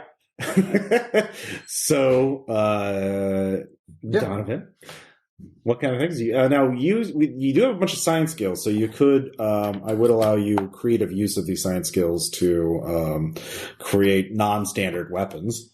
I also have craft. Yeah, you also have craft. So you could, for example, make effective sedatives, or chemical, biological weapons, essentially. I'm looking to make some very powerful sedatives. Okay. I'll also tell him Connor needs to be cleaned up from that safe house. Yeah. All right, I tape that to the small of my back or something to make it. So are you going to go and arm up, or are you going right now? We're armed up pretty much, but we're going late at night. I'm going to say I forgot my phone in there. Mm-hmm. Try and get to the office. You distract them. I plant the shit. I grab my phone. We leave. Next day when they come to search it, because there's a supposed kidnapping at the office, they find the heroin and the drugs. Mm-hmm. They start it's that nursing home is being used as a drug front. Mm-hmm. That's an excuse to toss the whole fucking thing. Mm-hmm. And then hopefully we can use Fed powers just to roust the homeless camp. Well, one step at a time. First off, Bridgeport does have craft, so you could actually make powerful sedatives or other things. If you want to be silent and or not necessarily deadly. I don't think that's a great idea. Yeah. Who are we going to give sedatives? Well, you are going to NARC. There's going to be cameras in this fucking nursing home. Yeah, well, you're going in there with shotguns. I'm not going in there with a shotgun, just pistols. Yeah. Okay. All right. So, if you don't want to craft anything, you would have had time to craft something ahead of time. So if you want to do that, just let me know. I will. Okay. I'll have done it. Okay. So you get to the nursing home. When you try, the front doors are normally sliding doors, but they don't open. They are locked. I knock for whoever's on night nurse duty. Odd or even? Fuck. Odd. A young woman she comes in. She looks. You see, Nurse Safi is on her name. She looks hard because she's like, "Can I help you, officers?" Yes, I was here a couple days ago talking to Mr. Clifton. About a potential donation to his charity, and I just cannot find my phone anywhere, but my Find a Phone app says it's here. So is there any way I could go check in his office real quick? You can watch it maybe the whole time. Okay, yes, of course. Okay. We will both go in. All right. Yeah. Yep. Both of you can give me alertness checks. God damn it. 17. Okay. Jesus. No, I have 70 in alertness. I haven't made it but once. Okay. I have 20 and I've made it like 3 times. Yeah. This is weird. I mean, well, you are Tom Church. They're not sharp-edged dice. We will say that. Well, I'm sorry for that. Yeah, exactly. So you notice one of the other nurses sort of watching you from around the corner, and when you look her way, she ducks around the corner again. The nurse is watching me. Watching us. Mm-hmm. So, you can give me a human roll on the Nurse Safi. I make it. She doesn't seem weird or creepy. Good. Doesn't give off a vibe. All right. So you're in the office. She's there. She's like, I don't see it. It's not a very large office. Maybe check the chairs? Yeah, let me check on the seats. Yeah. And when I do that, you need to get her attention and get her looking elsewhere. Okay. Yeah. This, we're in his office, right? Yeah. Like, is there anything that of particular interest? Like, anything that looks interesting in there? Yeah. There's a photo of all the nurses and Pile of human skulls. It looks like they're playing softball. Nurse Safi is at bat, actually. You play? Yes, they taught me. Oh, like I've only been in America for a few years now, but everyone has been so kind to me. Ruffle. Man, I tell you, they tried to get me into sports when I was a kid. I was such a nerd. Oh, I mean, like PE was hell. PE, physical education. Oh, Yeah, I pull the trash bag in his office trash can back, and I just stuff cocaine down there. very good. And then I pull up with one. Found it! Oh, God. Oh, very good. Oh, yeah, it was in between the seats. Are you here to investigate abuse? Why? Is there something? Is there abuse going on? I think something is going on. Do you smoke, Sophie? Do you want to go out for a cigarette break and maybe we could talk out in the parking lot? Yes. She sure clasps her arms. So you get outside. She's like, right next to her car, with the shotguns in them, looking hauntedly in every direction. We've laid off a lot of people in the last few months, but Mr. Clifton is about expanding their homeless helping people and like getting some of the homeless to work here. It seems odd. They don't seem qualified. I want to help them too, but it is very odd. And Nurse Cook is very odd. I don't. What's odd about her? She just. There's a part of the nursing home that I don't go into anymore. There was an accident there, and a patient died, and another one was hurt, but only she's there now. I thought she says it's very odd, but I think some of the patients we've had some more fatalities, and I mean obviously it happens here, but I think it is. I think it's more than usual. This one who was injured, she's still there? Yes, Hattie. She's the only one in that wing, and I'm a little scared of her. Like, could you show us? I mean, you don't have to take us to her, but... Well, she gives you directions. Down that way, off to the right, and then to the left. Do you have photos of the different residents here? Like identification papers or anything like that? Well, I have some photos I took with some of the ones from when I first started the job. People were very nice to me, except for Mr. Hopkins. He was not very nice to people with my skin. Yeah. It is his age, of course, but he died. He was the one who died. And who got laid off? She lists 3 names. So, yeah. Jot. Mm-hmm. Like, now, is this section locked? No, Nurse Cook said she would take care of it. Right, well, I want you to know everything. Is she on the list of names, or no? She's still working. Right. Well, I will tell you everything you told us is in the strictest confidence. Mm-hmm. It will not be revealed to anyone. Okay. And I'd like to personally say, just welcome. I'm glad you came to this country. Thank you. Of course. You should take the night off. Oh, okay. Should I call social services? No, you should take the night off. Like now, since you're out of the building, you should get in your car and go. Oh, okay. Yes, and I want you to know, as I said, we never spoke to you. Oh, okay. And also, you are most welcome here. Okay.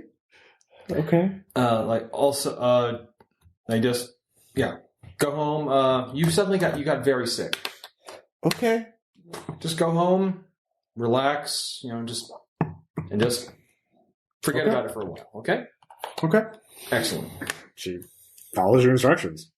We get in our car. I take photos of all the plates in the parking lot, because I assume none of the older people are driving, correct? Probably not. So we have plates of everyone working there. There's not many cars. I know.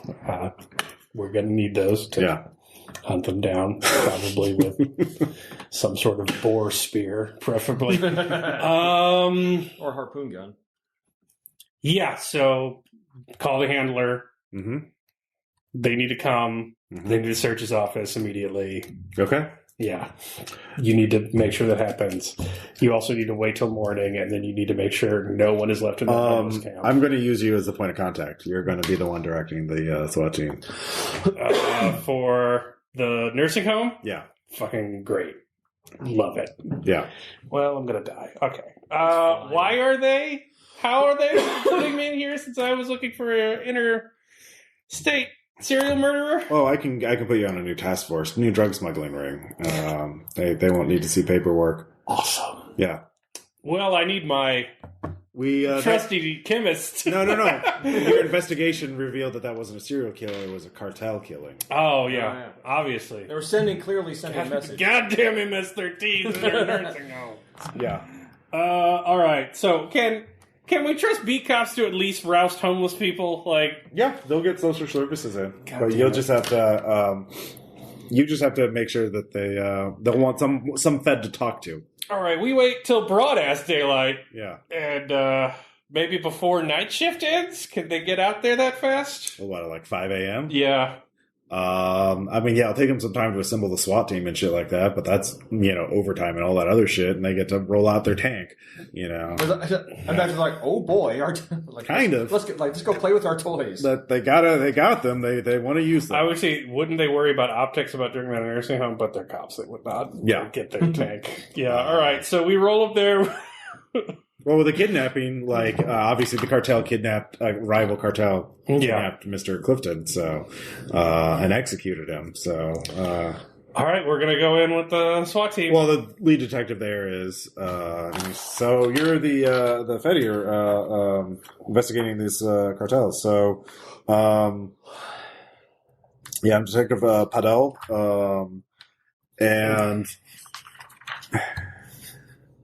I actually say one of my sciences is pharmaceuticals. Okay. So I'm a drug expert. So, we will, he gives you a description of what they're going to be doing. Seems to be rather standard. We're going to obviously be very, do you expect any armed resistance? Well, we don't know. It's a pretty rough crew out of Colombia. They're using a lot of immigrants. We suspect they may be staffing the facility. So, just because it's old people, keep your... Okay. Check your six. Stay frosty. 5x5. Yeah. And also, situational awareness. Also, keep the press in mind at all times. Yeah, the press is going to show up sooner or later. Yeah, so. We believe that's why we're trying to do this early. We believe that there's a wing that's been shut down to store things. Mm-hmm. So, in addition to sending someone to search the office, we want to direct the majority of our forces towards there. Okay. So. You go in there. They might have been dealing PCP, so don't take unarmed combat. Okay. Okay. Interesting. As a something you can handle. Be careful. All that stuff. All right. So I will try not to look terrified as we are both armed with shotguns. Yeah, they send in a SWAT team. They find the coke pretty quickly. Heroin. Sorry. Or whatever it was. Yeah. And it's intent to distribute is what it is. Yeah. And the social services are behind them, dealing with the old people. It seems to go fine until... We're going through too. Yeah. You're behind your ablative layer of cops. Yeah. And what's my favorite type of armor? There is Hattie's wing, and the lights are off in it. Looks like the lights don't work there, and you can all smell the stench of rot coming from it. Right. It is faint, but even there's a heavy, astringent, chemical cleaner bleach smell, but even it cannot uncover the rot or cover up the rot. Right. Well, let's do this. Can I persuade before we talk on the lash or something like that? Sure. I just tell horror stories. I Okay. fail, but I'm just like human trafficking, Colombian neckties, flinching knives. Like I am, doing the best Republican campaign ad I've ever done. I'm just like, I'm a chemist. Okay. So it's not much of a surprise then when you hear gunfire. Yeah. When you come in around second later, there is one dead officer. There is a very large knife in his throat, and there's one dead nurse with the name Cook. And then you see the altar. Is she dead? She is dead. From what? Lead poisoning? Multiple wounds. There were 4 officers who went in. She was shot. Okay. She was shot after she stabbed one of them. Okay. In the neck, and you see in all. There is something written in blood on the far wall. It says, I offer all to the dreamer below," and there are several human skulls below it in a makeshift altar. Like, Santa Morte. Everybody stay cool. Santa Morte. Everybody stay cool. Give me sand check for violence. 22. Okay. I make it. All right. Yeah, no sand loss. Well, I'm trying to make sure the SWAT officers don't say No, they freaked out. That's why they didn't even try to arrest her after she stabbed the guy. They just shot her. That's justified. Keep checking corners and peeling through the place. There's no sign of a very old woman, though. Yeah. There is one of the windows. All the windows are supposed to have security fencing, but one of the windows has been opened. Okay. And you can see there's a lot of mud and dirt on the ground. Like, this place hasn't been cleaned in a while, and there are muddy and footprints all around it. All right. Muddy footprints. What kind of muddy footprints? Yeah. Searching the place, you can find there is a notebook of handwritten. I do want to ask, are these human footprints? Yeah. Okay, good. Actually, with your forensic pathology tell, you can tell this is like a woman about 5'5". All right. Okay. My forensic specialist will supervise you in bagging all the evidence. We have to send it directly to Langley. Mm-hmm. Continue to contain the scene. Mm-hmm. Yeah. Okay. Do I have the symbol? Like the weird? Yeah, there's symbol? the symbol painted on the altar as well. So yeah, the symbol of the dreamer below. Yeah, the worm symbol. All right. Do they have everyone else who was here lined up? Yeah, everyone else has been accounted. Well, there are 5 missing patients from the records. Okay. Well, we have that list, right? Yeah. Mm-hmm. Are any of the nurses that are... no, they were laid off. Yeah. Yeah. The nurses that are operating except for Cook. That was weird. Okay. I will do my best to interrogate them, showing them the weird symbol and asking if they've seen it and trying to gauge which are squiffy.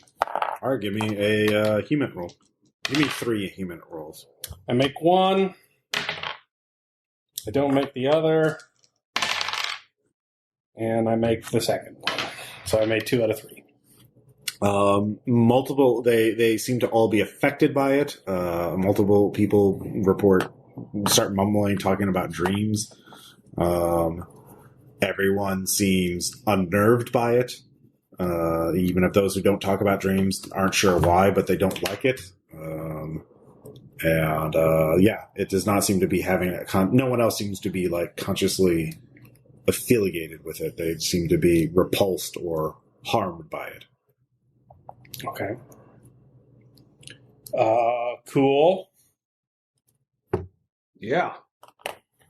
So we process that scene. How does rousting the homeless camp go?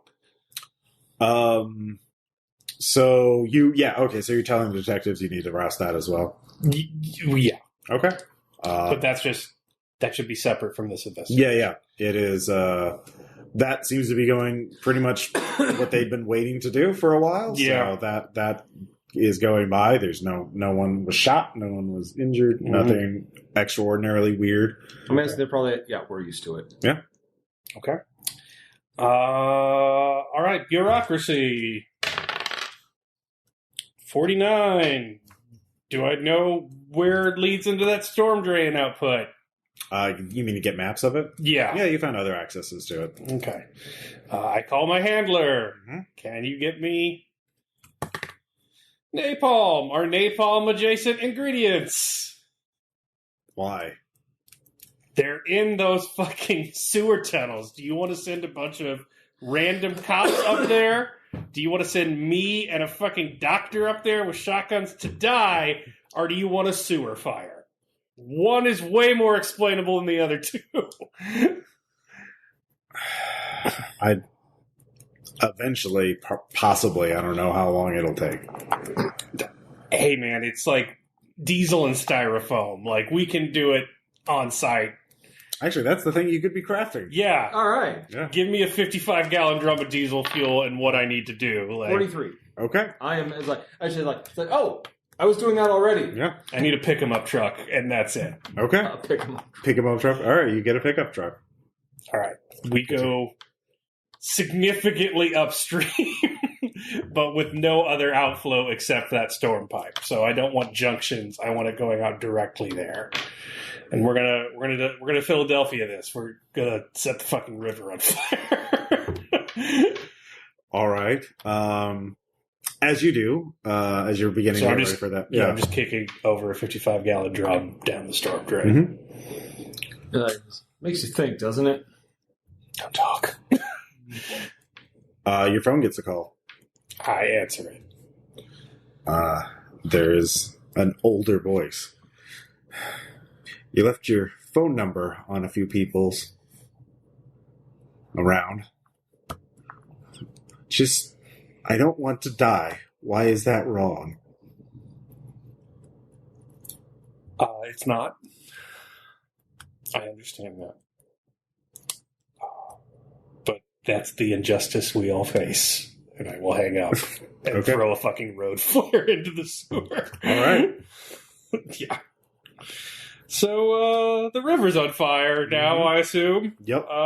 Yeah. You two are going to, that for you, I imagine you get reassigned very quickly. Yeah, I'm going to call that a day. Yeah. We found the Sonola cartel operating out of a nursing home, apparently, and burned down a sewer, but that was completely unrelated. Yeah. All right. There's all, who knows what's going through the pipes down there. Yeah.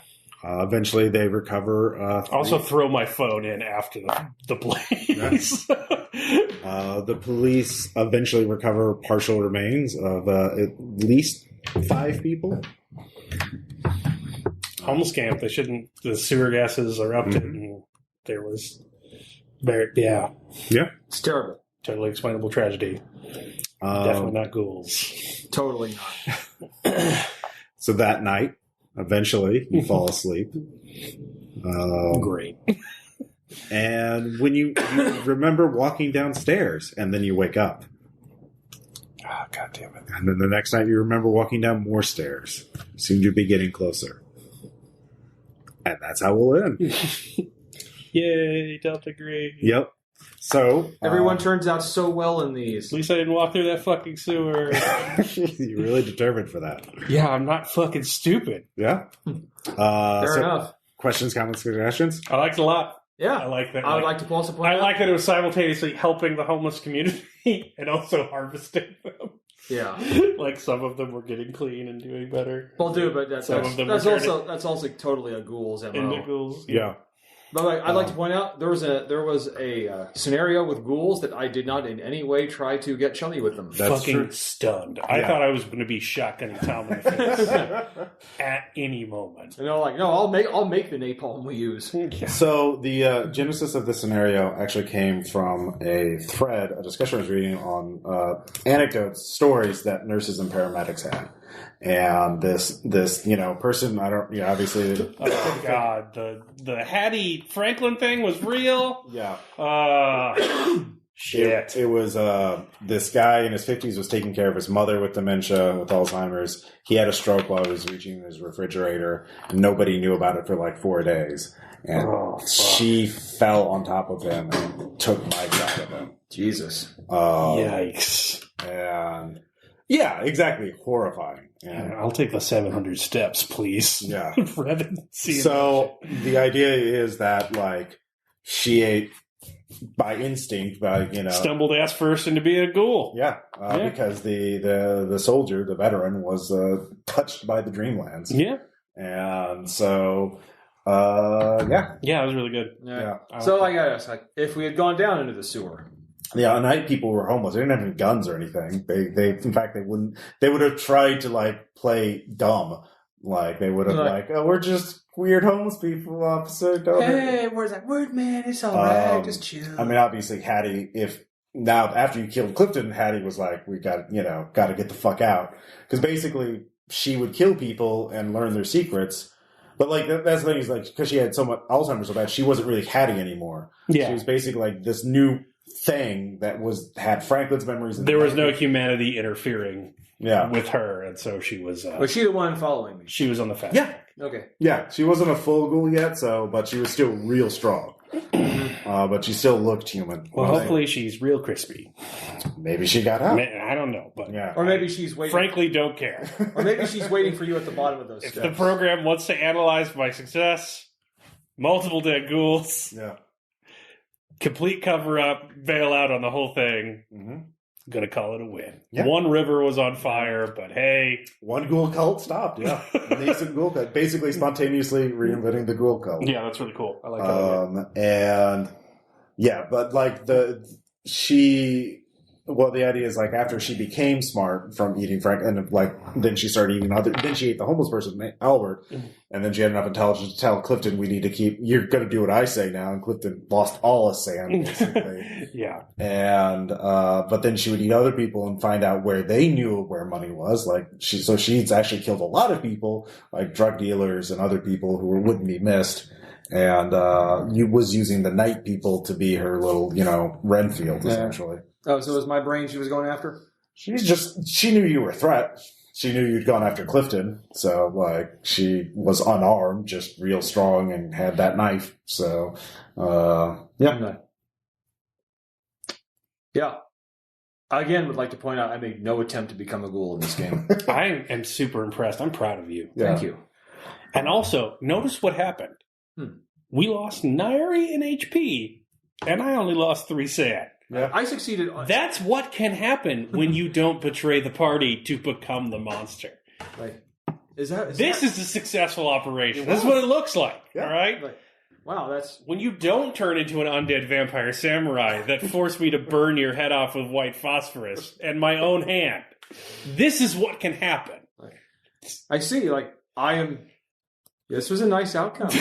I can't guarantee that won't happen again. But no, this time I thought, unless they make a compelling argument, I'm not going to join. That's why another reason I didn't want to go in that fucking sewer. Didn't want to. Because someone was going to shotgun me in the back. And the second they said, hey, you want some brains? You want to live forever? Yeah. I'm like, I would like to live forever. Like, the only option you gave him now was drugs. If we know anything about a Tom Church character, he's drug free. So that was a safe vector. I mean, that's what hooked Connor, because he was afraid of developing Alzheimer's herself. She's like, you can live, do as I want for the next 20 years, then I'll make you live forever. Yeah. So they would have just, if they kept going, they would have just systematically preyed on every nursing home in the region. But, yeah. Well, Connor didn't live forever. That's for fucking sure. Yeah. You really? Yep. You're like, so what are you saying? Shotgun blast to the head are detrimental to living forever? Yep. As are napalm and sewer. All right. Well, we'll talk to you all later. Bye.